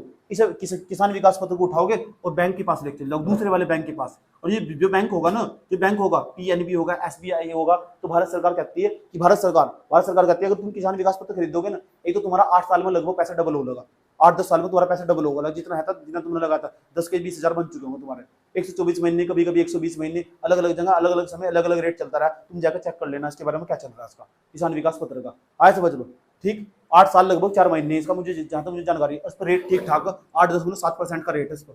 8.7% का रेट था, ठीक है, देख लेना 6.9 का, अब जो चल रहा होगा वर्तमान में चेक कर लेना कितना पढ़ना चाहिए तुम्हें इसके बारे में, किसान विकास पत्र के बारे में। अब तुम्हें तो पैसा चाहिए, तुम्हारे 2 साल बाद तुम्हारे साथ घटना घट चुकी, तुम्हें पैसा चाहिए, जो पैसा चाहिए ना, तो जो सरकारी बॉन्ड हो ना, तो सरकारी बॉन्ड का बेनिफिट ये होगा, तुम ना इसकी तो फ्लेक्सिबिलिटी नहीं है, 8 साल तो पहले तो तुम इकट्ठा नहीं कर सकते, तो फिर बता क्या करोगे, इस जो किसान विकास पत्र इसे बैंक के पास लेके जाओगे, बैंक ना इसे खरीदने का नहीं, बैंक इसे ना, जो तुम्हारे पास ये किसान विकास पत्र था, ये किसान विकास पत्र था, इसको तुम्हें लोन दे देगा। आए लोन पता कितना देगा, 10% मार्जिन निकाल लेगा, आए समझ 10% मार्जिन निकाल लेगा, लगभग 90% के बराबर लोन दे देगा उसका, 90% के बराबर लोन दे देगा, 10% मार्जिन निकाल लेगा उसका, आए समझ उसका 90%। अगर तुमने 1 लाख रुपए खरीदा था ना, तो 90,000 रुपए तुम लोन दे देगा, 10% मेरे कर देगा, और वो जो सर्टिफिकेट था ना अपने पास रख लेगा, वो सर्टिफिकेट से अपने पास रख लेगा। अगर तुम बैंक को ये भी कहोगे ना जाएगा कि हमें पैसा चाहिए, बस सीधा साधा पैसा दे दो, हमें नहीं चाहिए, हमें लोन नहीं चाहिए, तो बैंक के साथ सेटिंग करेगा, तुम उसे वहीं का वहीं ड्यू भी करा सकते, लेकिन वो रेट काट लगा, आज समझो वो बैंक के साथ सेटिंग हो जाए वहीं का वहीं, तुम कम पैसा देगा, वो ब्याज नहीं देने का, जिस पर जो 8.7% पे तय हुई थी। आज समझो फिर ये किसान विकास पत्र ये बैंक के पास चला गया, हो सकता है बैंक को पैसे की प्रॉब्लम हो जा, बैंक को भी लिक्विडिटी प्रॉब्लम हो जा, बैंक को भी पैसे की प्रॉब्लम हो जा, तो बैंक जाएगा अपने बैंक के पास, उसका बैंक का नाम आरबीआई, क्या नाम, रिजर्व बैंक ऑफ इंडिया के पास, किसान विकास पत्र को लेकर जाएगा, जब किसान विकास पत्र को लेकर जाएगा ना आरबीआई के पास, ये इससे लोन दे लेगा, लेने जाएगा तो मुझे पैसे दे दो, मेरे पास पैसे की कमी हो रही है, लिक्विडिटी की प्रॉब्लम हो रही है, तरलता की प्रॉब्लम हो रही है, मेरे पास कैसे नहीं है, मैं जनता हूँ कहाँ से पैसा दूँ, इसका किसान विकास पत्र रख लेगा। अब किसान विकास पत्र रख लेगा, पता लग जाएगा या तो 6 साल पूरे बीत चुके, 2 साल रह रहे, इन्हें इसका किसान विकास पत्र खरीद लिया, गवर्नमेंट ऑफ इंडिया 2 साल बाद इसके जो रोकड़ा जारी करने वाली सारा आरबीआई के खाते में चला जाएगा, सारा पैसा, ऐसे भी हो जाए। ऐसा समझ में, किसान विकास पत्र को ना जो गवर्नमेंट को किसान विकास, जो आरबीआई है वो गवर्नमेंट को ना किसान विकास पत्र पकड़ा देगा और पैसे ले लेगा उस पर, और पैसे अपने खाते में डाल देगा, सारा का सारा बेनिफिट इसे हो जाएगा। या फिर तुम्हारे अंदर इतनी क्षमता चाहिए, तुम 8 साल तक इसे बचा कर रख सको, तो भी चाहता हो तुम किसान विकास पत्र के बारे में घर जाकर पढ़ो। वर्तमान समय में इसका क्या हिसाब चल रहा है, किसान विकास पत्र बहुत पॉपुलर हुआ था, मनमोहन सिंह की सरकार ने बंद कर दिया था, मोदी सरकार आई, इसने जबरदस्त तरीके से दोबारा इसे पढ़ा। तो पहले रुक जाओ, पहले वीडियो देखना, कर्म वाइज पढ़ना इसके बारे में, आए समझ में, कर्म वाइज पढ़ना, वीडियो देखना पहले, तमीज से घर बैठ कर रातों बैठ कर इकोनॉमिक्स का, नहीं तो ये हवा वो चला जाएगा। बताओ जो बॉन्ड उसके अंदर सरकार ने जब बॉन्ड जारी करा, तो सरकार ने भी इस बात का ध्यान रखा, जो निवेशक होगा ना उसे ना फ्लेक्सिबिलिटी चाहिए, फ्लेक्सिबिलिटी, अगर फ्लेक्सिबिलिटी नहीं होगी ना, अगर सरकार कहती 8 साल तक पैसे में तुम्हारा पैसे देने हैं, तो कोई भी निवेशक बॉन्ड ना खरीदने आता। क्यों आया वो निवेशक, इसलिए सरकार ने टैक्स में भी छूट दे रखी है, जिसके पास किसान विकास पत्र होगा ना और तुम्हारे पास बहुत सारा पैसा, तो सरकार टैक्स में भी छूट देती है, तुम्हें कम टैक्स देना पड़ेगा, चलो आया समझ, ज्यादा टैक्स नहीं देना पड़ेगा, तुम्हारे पास जो जितनी संपत्ति उसको कम टैक्स देना पड़ेगा, बहुत सारे रूल रेगुलेशन हो उसमें, इतना बात बताओ समझ में नहीं आया। यानी सरकार को भी तमीज है, सरकार ने जब सरकारी बॉन्ड जारी कर जाती है ना, तो सरकार एक बात ध्यान में रखती है, फ्लेक्सिबिलिटी।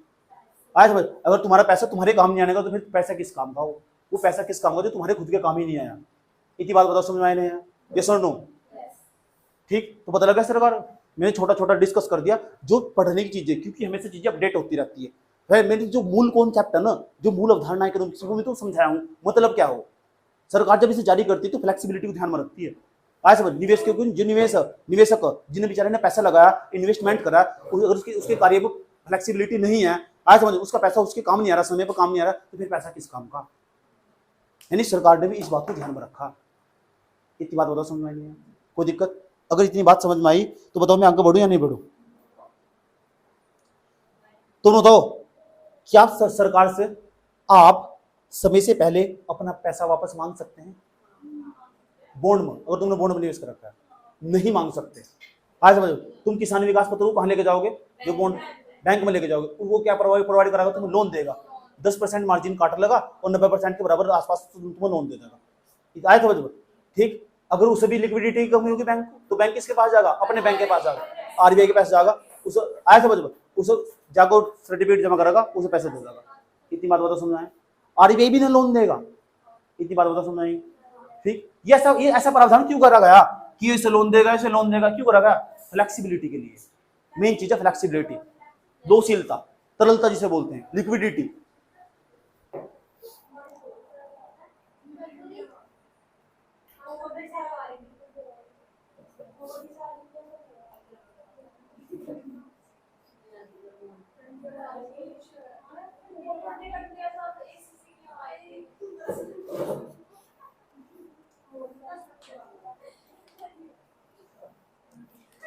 अब पुरानी जनरेशन में जनरेशन में क्या अंतर था? पुरानी जनरेशन में नई जनरेशन में क्या अंतर था? अब पुरानी जनरेशन पता क्या हुआ करती थी?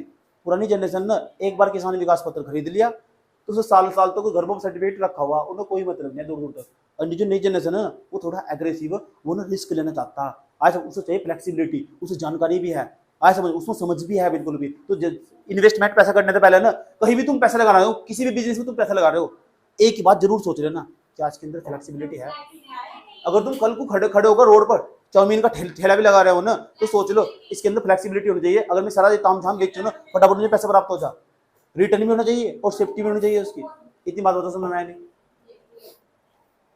बताएंगे तुम तो रोजगार का तो बहुत सारा सिखा दोगे तुम, ठीक, वो भी घर बैठे हुए। कितने बटन दबाने? 2 बटन।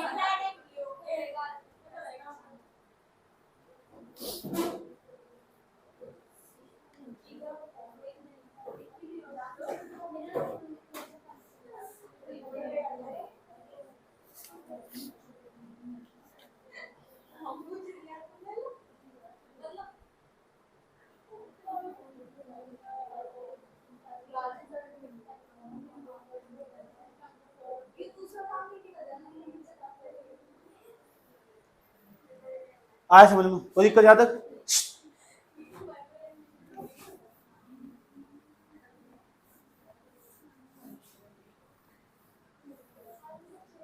मेरे पास किसान भी, मेरे पास देख लो, मेरे पास क्या है?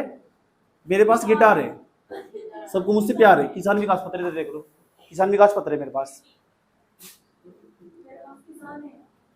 किसान है, तेरे पास तो पता नहीं कौन कौन। इधर देख लो, ये बैंक है, इधर देख लो, ये क्या है? किसान विकास पत्र है। ये क्या है? बैंक है। आप इसको यहाँ पे लेके जाएंगे तो ये ना कुछ कटौती जरूर करेगा रेट में। जिस रेट में कटौती करेगा ना,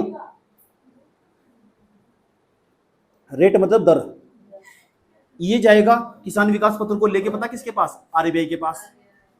आरबीआई बोलेगा भाई तुम आ गए हो, हम तुमको ना इसके उपलक्ष्य में, किसान विकास पत्र के उपलक्ष्य में तुमको लोन दे सकते हैं, लेकिन कटौती करेंगे। जैसे ही कटौती करेंगे उसको बोलते हैं पुनर्कटौती। एक बार तो कटौती हो चुकी थी, उसको बोलते हैं पुनर्कटौती।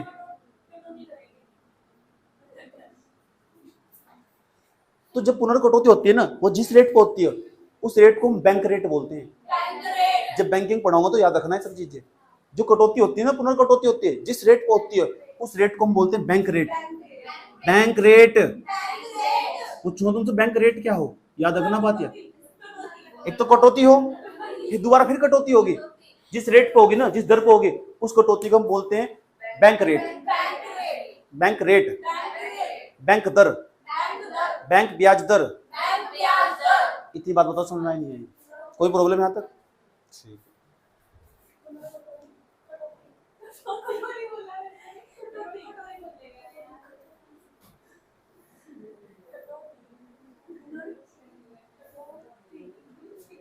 कुछ किसान विकास पत्र बना, कुछ ऐसा भी लिखा रहा है कभी कभी कि जो 3 साल तक है ना, 3 साल तक ना इस पर ये लिख देते हैं लॉक इन पीरियड।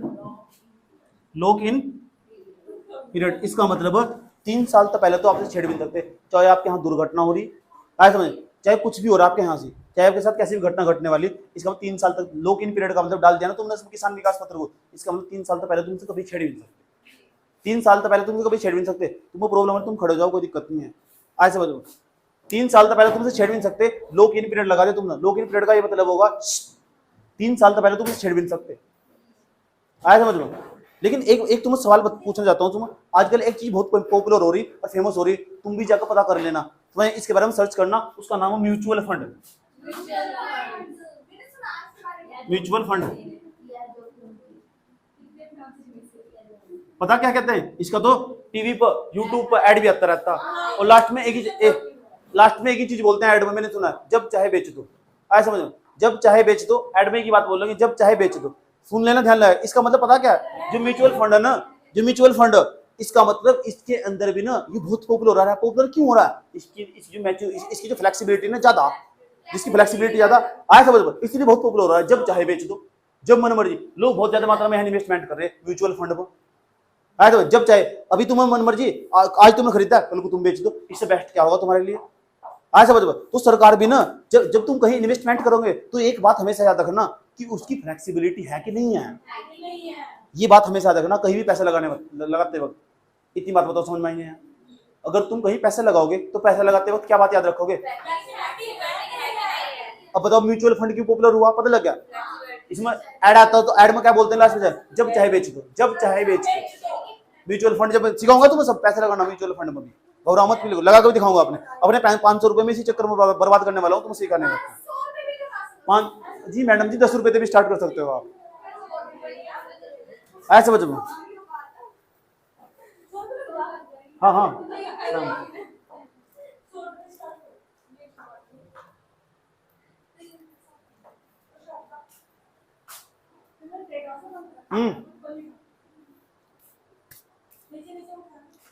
फ्लेक्सिबिलिटी का मतलब क्या है समझ में आया। तरलता, लोचशीलता, लिक्विडिटी, सब एक ही सिक्के के पहलू। जब बैंक में चले जाओगे इसी चीज को लिक्विडिटी के फॉर्म में पढ़ोगे। जब यहाँ पढ़ रहे हो तो शेयर मार्केट में, इसे हम कहते हैं फ्लेक्सिबिलिटी। है एक ही चीज। चोर को भी तमीज हो चोरी करते हुए, आज समझ में।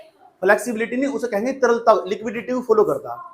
लिक्विडिटी को, भिखारी में भी तमीज हो भीख मांगते वक्त, आज समझ। सबसे पहले उसे क्या चाहिए, कैश चाहिए।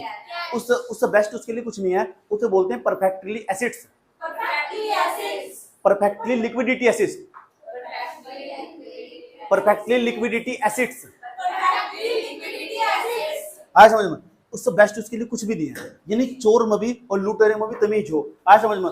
चैन खींच कर कैसे भागना, आज समझ में। सोने की वस्तु खींच कर किस तरह भागना, उनमें भी तमीज हो, और देखने में भी इकोनॉमिक्स को फॉलो करते हैं। समझ में आए बात। तो इकोनॉमिक्स किताबों में कभी मिलने की नहीं बिल्कुल भी। तू चोर तो कम नहीं है, तेरी शक्ल भी ऐसी लगती है दिखने में।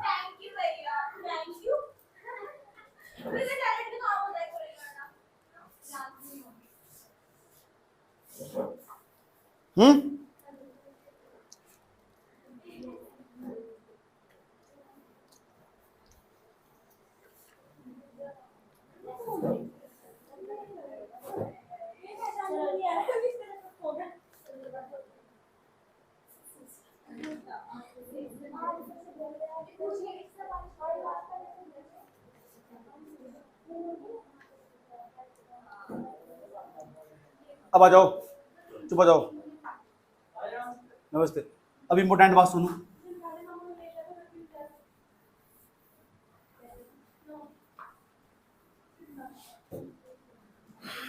इंपॉर्टेंट बात सुनने में ध्यान लगा, जरा सुनो। हमारे पास लिक्विडिटी समझ में आया, फ्लेक्सिबिलिटी समझ में आया।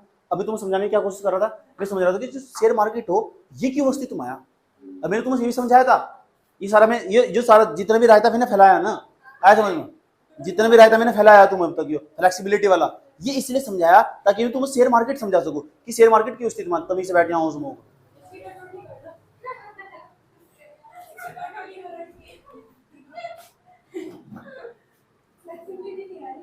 ये कंपनी हमारी, कंपनी XYZ, इसे रोकड़ा चाहिए, पैसा चाहिए तो किसके पास जाएगी, पब्लिक के पास जाएगी, शेयर जारी करेगी, वो पैसे इकट्ठा करेगी पब्लिक से। मैं कंपनी हूं, तुम पब्लिक हो, मुझे रोकड़ा चाहिए, मैं तुम्हारे पास जाऊंगा, अल्लाह के नाम पे मांगूंगा, ऐसा समझे। तुम मुझे पैसा दे दोगे, मैं अपनी कंपनी कंसेप्ट को आगे बढ़ाऊंगा। ये सारा काम जिस मार्केट में होगा उसको प्राइमरी मार्केट कहते हैं, प्राथमिक बाजार। यहां तक बताओ, समझ में नहीं है। उसके बाद तुम्हारे पास दो कारण, अब तुम्हारे पास ना तुमने जो पैसा इन्वेस्टमेंट करा मेरी कंपनी में लगाया, मेरी कंपनी के शेयर में जो पैसा लगाया तुमने, इन्वेस्टमेंट करा पैसा, क्या उसके अंदर फ्लेक्सिबिलिटी होनी चाहिए? क्या उसके अंदर फ्लेक्सिबिलिटी होनी चाहिए? जब तुम्हें पैसे की जरूरत हो, तुमने तो मेरी कंपनी में पैसा लगाया, तो तुम जब तुमने मेरी कंपनी में पैसा लगाया तो जब तुम्हें जरूरत हो पैसे की, क्या मुझे पैसे देने चाहिए? देने चाहिए। लेकिन मैं तुम्हें पैसे नहीं दे सकता। क्यों दे सकता? जब तक कंपनी बंद नहीं होने की मैं तुम्हारे पैसे वापस नहीं लौटाने का। अगर मेरी कंपनी को लाभ होगा तो 1 साल में तुम्हें पैसा मिलेगा, ऐसा समझ में। इसलिए पता क्या है, ताकि तुम्हारे पैसे में फ्लेक्सिबिलिटी लाई जा सके, तुम्हारे पैसे में तरलता या या तुम्हारे पैसे में लो सील तला जा सक, तुम्हारे जो पैसे को जो तुम्हें पैसे की जरूरत है उस पैसे को तुम्हें दिया जा सक, इसलिए शेयर मार्केट अस्तित्व में आया। इसलिए कहते हैं तुम्हारे जो शेयर थे ना वे शेयर कोई और खरीद सकता होगा, वो तो वैसे लगा। अब बात बताओ, समझ में आई नहीं है? आए समझ? तुम्हारे जो शेयर होंगे ना कोई भी खरीदेगा। मैंने क्या कहा था, शेयर मार्केट बहुत इंटरेस्टिंग है।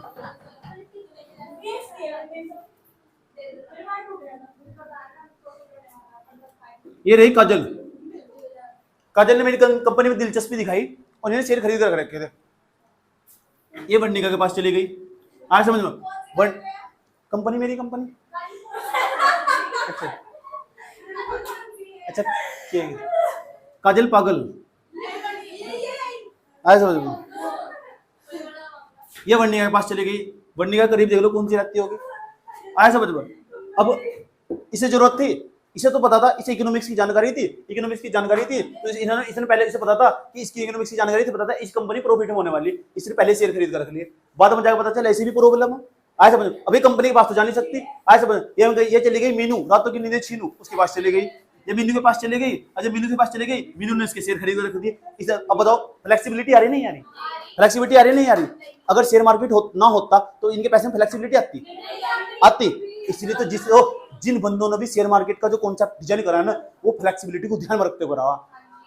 आज समझो, सोच लो मैंने कितना गहराई अध्ययन कर रखा होगा, कितनी मेहनत कर रखी होगी मैंने इस चीज पर। एक बता दो मुझे जो इस तरह तुम कभी समझा सकता हो। तुम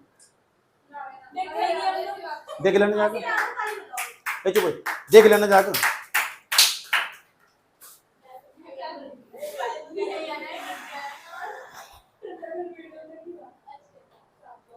चलो इधर देख लो, तो बताओ शेयर मार्केट क्यों अस्तित्व में है? बात समझ में आई तुम्हारी?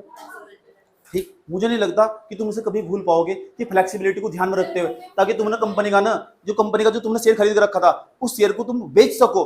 तुम्हें पैसे की जरूरत आवश्यकता, तुम्हारा पैसा जो तुमने इन्वेस्टमेंट किया था, अगर वो तुम्हारे काम नहीं आया तो फिर किसके काम आया? आया समझ? इसलिए तो शेयर मार्केट का कंसेप्ट, शेयर बाजार का कंसेप्ट अस्तित्व में आया। कितना साइंटिफिक तरीके से लोगों ने डिजाइन करा है। जिसके दिमाग में पहला आया होगा उन्हें कितनी मेहनत करेगी सोच रहे थे। चलो मैं तो पढ़ा ही रहा हूँ इसे। आया समझ? अब तुम सोचते हो किसके दिमाग में आया होगा सबसे पहले? एनसीईआरटी पढ़ो, इसलिए तो एनसीईआरटी पढ़ाई जा रही है। एनसीईआरटी पढ़ोगे ना इकोनॉमिक्स की, सब लिखा हुआ एनसीईआरटी में, सब लिखा हुआ। अभी मेरे पास टाइम नहीं है, तेरा काम हो गया। मीनू रातों की नींदें छीनू, इसके पास चला गया। मीनू को जरूरत थी, वे सिमरन के पास चला गया। सिमरन कहने लगी मुझे दे दो। सिमरन के पास थी, फिर सानू के पास चला गया वही शेयर। आया समझ में? ये फिर किसके पास चला गया? मामा जी के पास चला गया। आया समझ में? मामा जी की बात बन जाकर पता चला अब तो कंपनी बंद होने वाली। जब कंपनी बंद होने वाली है ना, सारा का सारा बेनिफिट ना, जो मूल अमाउंट सहित जिसके पास शेयर होगा, जब शुरू में खरीदा होगा, वो सारा का सारा मूल अमाउंट सहित लाभ तो मिलेगा ही मम्मा जी को। और जो वो बेनिफिट भी लगा, जो पहली बार पैसे लगाया होगा, खरीदा होगा, सबसे ज्यादा बेनिफिट इसे होने वाला जिसके पास इतने शेयर हो गए। क्यों? कंपनी बंद होने वाली है, चाहे उसे 300 साल लगे, 400 साल लग गए। अच्छा, अब सब लोगों की क्या इच्छा होगी कि मेरे पास शेयर हो और कंपनी बंद हो जा। मेरे पास शेयर हो और कंपनी बंद हो जा। ऐसा समझ, इससे बेस्ट क्या होगा और बेनिफिट हो जा। ठीक, तो सबसे पहले उसे बेनिफिट होगा। समझ में आया बात या नहीं? डिविडेंड तो दिया जाएगा, लाभांश तो दिया जाएगा। अगर लाभ हुआ होगा तो कंपनी बंद होने वाली होगी और सबसे पहले उसे पूछा जाएगा, मूल अमाउंट भी से वापस करा जाएगा। इतनी बात बताओ, समझ में आई नहीं? कोई प्रॉब्लम? लोग ऐसी ऐसी दुआएं करते हैं, ऐसी बद्दुआ करते हैं। शेयर मार्केट क्यों अस्तित्व में आया? मुझे आज बता दो। तुम आज बता दो किसी को शेयर मार्केट क्यों अस्तित्व में आया? किसी को समझा दोगे? फ्लेक्सिबिलिटी को अगर फॉलो करना आया, समझ में, तरलता को अगर फॉलो करना, इसलिए शेयर मार्केट अस्तित्व में आया। तरलता बहुत जरूरी हो। मैंने इतने रीजनल उदाहरण दिए ना जो तुम्हारे आसपास घूमते हो, और फिर मैं तुम हाई लेवल पर ले चुका। अब सवाल है, जो कंपनी है, ये कंपनी है, अपने शेयर जारी कैसे करती है? कहां कहां जारी करने पड़ते, क्या क्या करना पड़ता है कंपनी को? जानना चाहते हो कंपनी को क्या करना पड़ता होगा? तुम कैसे शेयर खरीद दोगे? तुम्हें क्या करना चाहिए? ये तो सब तुम किताबी कीड़े बनने आए। समझ में? तुम कैसे किसी कंपनी के शेयर खरीद दोगे? क्या? हाँ, मैंने खरीद रखे जो शेयर, मैं तुम्हें बेच दूंगा और तुम किसी और को बेच देते ना, और मैं किसी और को बेच देंगे। ऐसा समझ में?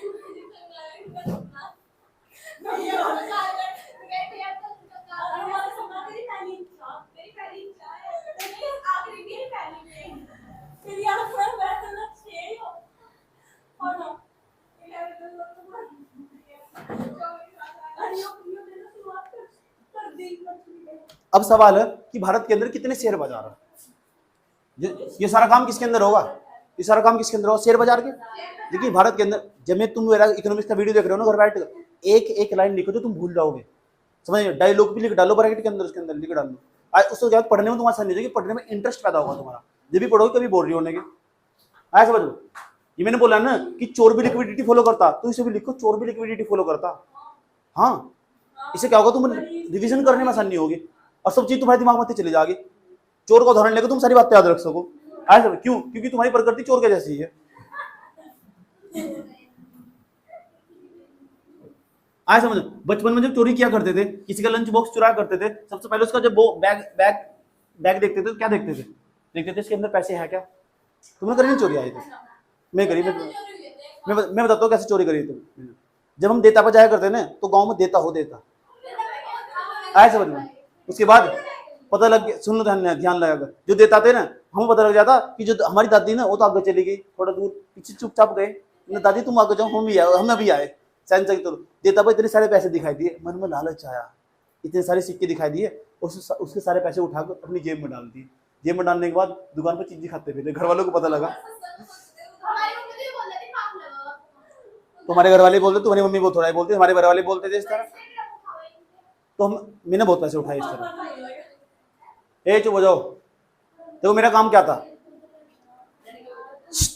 मेरा काम क्या था, इधर जाना बाग की तरफ, वहां ना लोग वो करते थे टोटका वगैरह, इतने बड़े बड़े हैंड वो रखते थे, बर्तन मिट्टी वाला बर्तन रखते थे, उसके अंदर मिठाई का डब्बा रखते थे, पैसे रखते थे, तो मिठाई का डब्बा तो हम वहीं खा लिया करते थे, कुछ नहीं हुआ करता था हम। आज समझ लो, उसके बाद जो पैसे थे ना उसके अंदर पैसे थे, उसे अपनी जेब में डाल लिया करते थे, ये करते थे माँ, बहुत जबरदस्त बात है ये, मतलब पहले पता हमारे यहाँ और हमारे घर वाले हम हर बार डराया करते थे, हर बार ये बोलते थे कि भाई वहां पर मत जाना। नहीं, क्यों नहीं जाना, अरे वहां ना भूत चिपट जाता, वहां जिन रहता, वहां चुड़ैल रहती है, और आज तक तो हमें कुछ भी नहीं हुआ, कुछ भी नहीं हुआ। अब तो हमें जंगल ही खत्म हो चुके। अच्छा, वनों का कटान हुआ ना तेजी के साथ,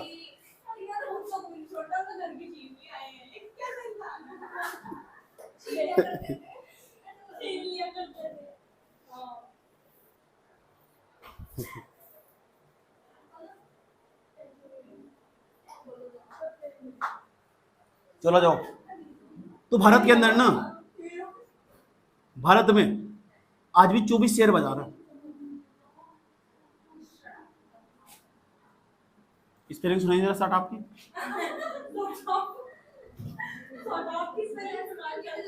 और इतना नहीं आती ना ऐसा स्पेलिंग, इसलिए चुपचाप हिंदी में बोल, समझ में आ बात है।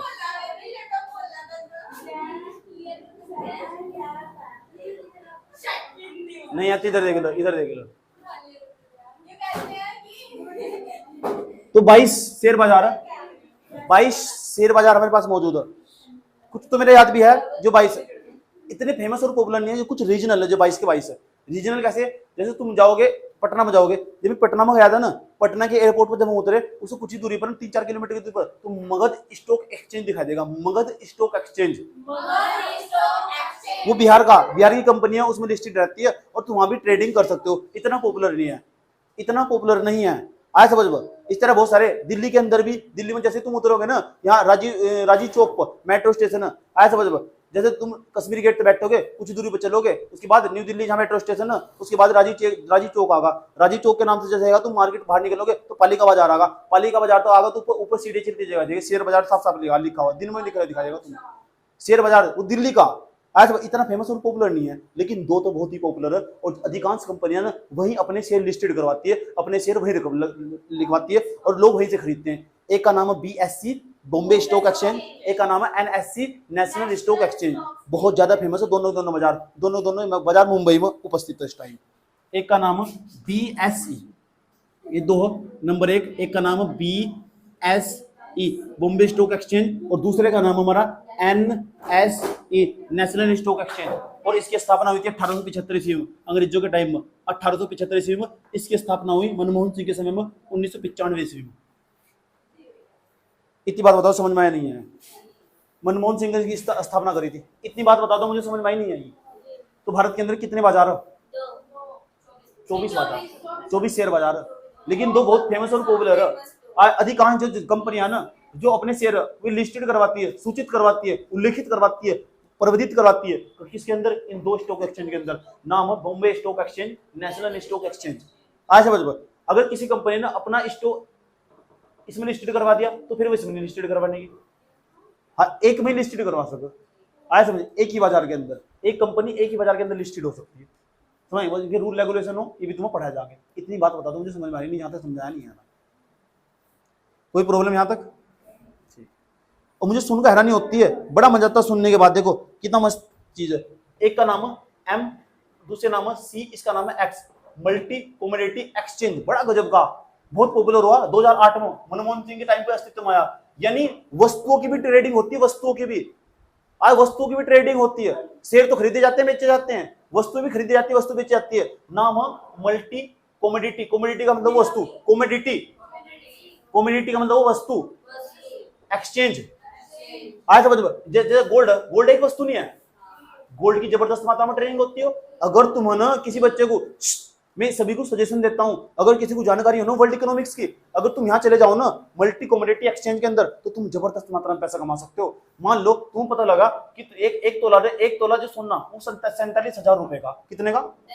47,000 रुपए। 10 ग्राम तुमने सोना खरीद कर रख लिया, वो 47,000 रुपए का। और तुम बता, सोने के दाम घटते रहते हैं, बढ़ते रहते हैं, समझ आए? सोने के दाम भी घटते रहते हैं, बढ़ते रहते हैं। डॉलर भी इसके अंदर डॉलर भी MCX के अंदर मैंने पैसा लगाया था। आज समझ में, MCX के अंदर मैंने पैसा लगाया था, मल्टी कमोडिटी एक्सचेंज के अंदर डॉलर में लगाया था मैंने पैसा। तुम बताओ डॉलर के दाम बढ़ने वाले, तो डॉलर पहले खरीद कर रख दो, और 10 दिन बाद जैसे दाम बढ़ेंगे तुरंत बेच दो। समझेगा तुम? आज समझ, डॉलर पहले खरीद कर रख दो। तुम पता लग रहा कि अगर मार्केट में प्रॉब्लम होने वाली, रशिया का यूक्रेन का युद्ध होने वाला, तो डॉलर के दाम बढ़ सकती है, तो तुम ना पहले डॉलर खरीद कर रख लो अपने अकाउंट में। इलेक्ट्रॉनिक फॉर्म होगा, डीमेट अकाउंट में दिखाई देगा तुम्हें पहले तो। इसे आज घर जाकर सर्च करना, MCX वाले को, मल्टी कमोडिटी एक्सचेंज वाले को, समझ में आया बात है? इसे पढ़ना, इसके बारे में सारा डाल कर डाटा, इसे देखना कैसे इसके अंदर पैसे लगते होंगे, कैसे दिखते होंगे।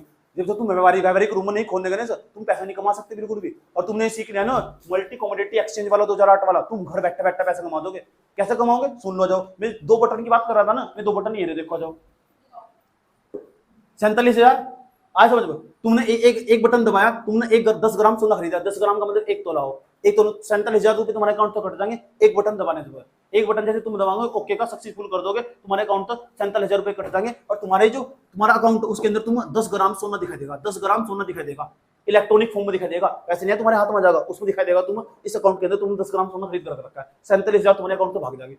अच्छा, तुमने वर्ल्ड इकोनॉमिक्स की तुम्हें जानकारी, तुम पता लगा 4 दिन बाद ना जो सोने का दाम वो बढ़ चुका। अब जो तुम्हारे पास जो तुमने 10 ग्राम सोना रख रखा था ना, उसे उठा के मार्केट में जाकर बेच दो। आज समझो, आज तुम बेचोगे, तुमने खरीदा 47,000 का, आज सोने का रेट 10 ग्राम सोना इतना ही है 10 ग्राम, उसका रेट होगा 52,000। कितना होगा? 52,000। अब बता दो, 47,000 का खरीदा था, 3 दिन बाद उसका रेट पता कितना होगा? 52,000। क्योंकि तुम्हें वर्ल्ड इकोनॉमिक्स की जानकारी थी, तुम बता इसके दाम घटते रहते हैं, बढ़ते रहते हैं। अब बताओ कि तुम कितने का बेनिफिट हुआ? 52 मतलब 47 घटाओ, कितना बच्चा बताओ? 52 से 47 घटाओ, 5,000। 3 दिन में तुम्हें 5,000 का बेनिफिट होगा। तुम्हारे पास पैसा होना चाहिए और लगाने की तमीज होनी चाहिए। क्यों? तुम्हें बेनिफिट क्यों हुआ? क्योंकि तुम्हें वर्ल्ड इकोनॉमिक्स की जानकारी थी। इतना ही नहीं, तुम डॉलर का दाम खरीद कर रख लो। मान लो तुमने $20 खरीद कर रख दिया, $20, तो $20 तुमने खरीद रख लिया, अपने अकाउंट में दिखाई देगा। तुम $1 तुम्हें पता 70 रुपए का, 80 रुपए का मान लो डॉलर, 80 रुपए का $1। आज समझो, तो गुना कर दो 80 की, 8 दूनी 16, कितने बैठे बताओ? 8 दूनी 1600 रुपए। 1600 रुपए ना तुम्हारे अकाउंट से कट जाएंगे तुरंत।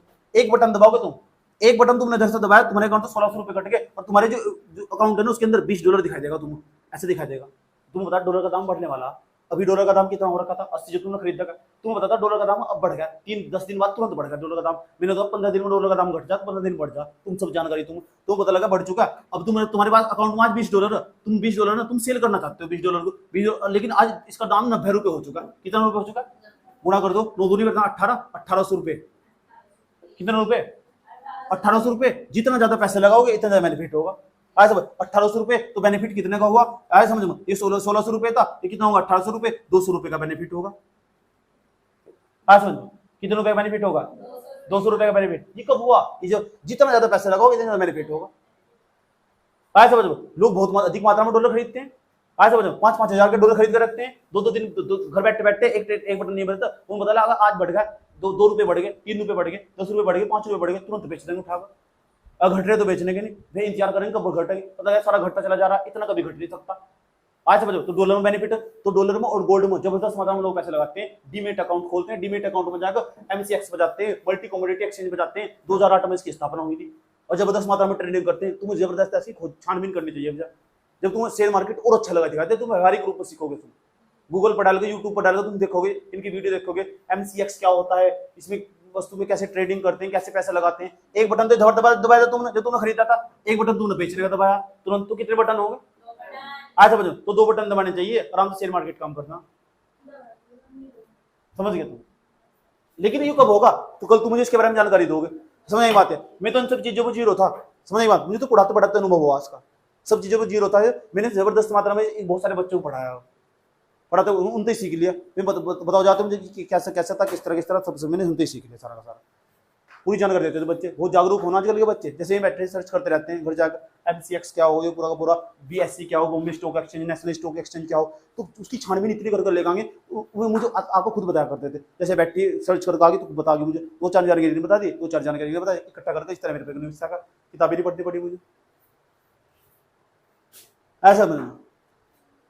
ऐसा हुआ करता था। ठीक, समझ में आ रही बातें? ये गल्लाएं समझ में आ रही? बड़ा खतरनाक काम है इसे समझना।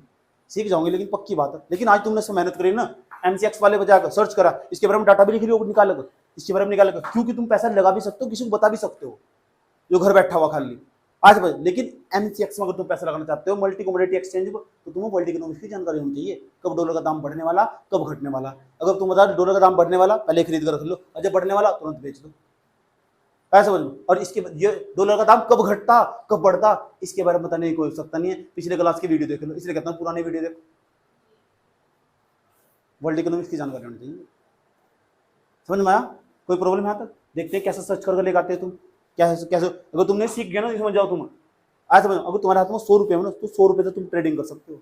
मैं ऐसे व्यक्ति से तुम्हें मिला सकता हूँ, मेरे ऐसे जानने वाले केवल 100 रुपये से ट्रेडिंग करके ना ओडी कार खरीद ली उन्होंने। 100 रुपये से ट्रेडिंग करके उन्होंने ओडी कार खरीद ली। आज समझ लो, 100 रुपये से ट्रेडिंग करके, क्यों? क्या? लेकिन बता क्यों? क्योंकि उन्होंने बता इकोनॉमिक्स की जानकारी थी, और इकोनॉमिक्स वो नहीं जो किताबों में, इकोनॉमिक्स जो मैंने पढ़ाई हुई है, ओरिजिनल इकोनॉमिक्स, यहाँ वर्ल्ड इकोनॉमिक्स की बात कर रहा हूँ। आज अगर वर्ल्ड इकोनॉमिक्स की जानकारी नहीं होगी ना, इंटरनेशनल मार्केट पर तुम्हारी नजर नहीं होगी, कब डॉलर का दाम बढ़ने वाला, कब घटने वाला, कच्चे तेल इसके दाम कैसे तय होते हैं, जब तक ये नहीं पता लगने का तुम्हें, तो तब तक तुम पैसे में ट्रेडिंग मत करना, नहीं तो तबाह हो जाओगे, बर्बाद हो जाओगे।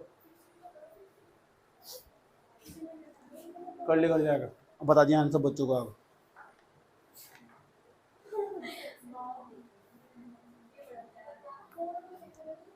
इतनी बात बताओ, समझ में नहीं है? ए चुप हो जाओ, कोई प्रॉब्लम यहाँ तक? ठीक, अब हम चलें, आज के लिए इतने रखते हैं। लेकिन हम कल पता क्या समझने वाले हैं?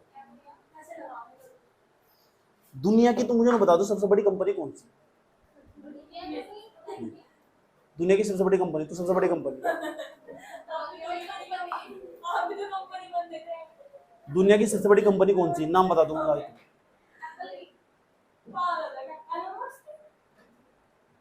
दुनिया की सबसे बड़ी कंपनी का नाम, अगर तुम सर्च करके आना घर से कल कि दुनिया में सबसे बड़ी कंपनी कौन सी? क्या? किसकी? किसका? चलो सऊदी अरब की बता रहा हूँ मैं। ठीक, नाम बता कर गाना, सबसे बड़ी कंपनी कौन सी है? और सबसे बड़ी कंपनी किसमें? रोकड़े में कह रहा हूँ मैं। हाँ, दुनिया की सबसे बड़ी कंपनी कौन सी? ए से उसका नाम आगा, ARAMKO। ठीक, इस तरह करके कोई नाम आगा।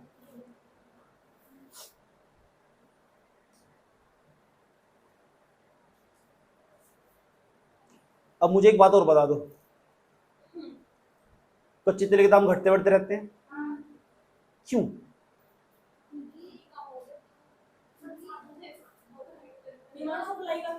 डिमांड सप्लाई का खेल। वही तो पूछ रहा है, पहली बार किस तरह तय हुआ हो?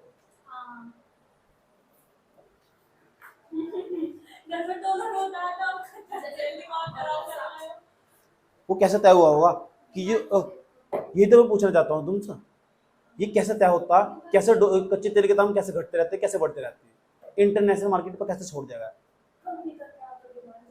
डिमांड और सप्लाई से बाहर निकलो, आज समझो उससे अलग भी कोई कॉन्सेप्ट है जिसके कारण कच्चे तेल के दाम घटते रहते हैं और बढ़ते रहते हैं। अपने दिमाग को जोर डालना, और कल हम इसके बारे में बात करने वाले।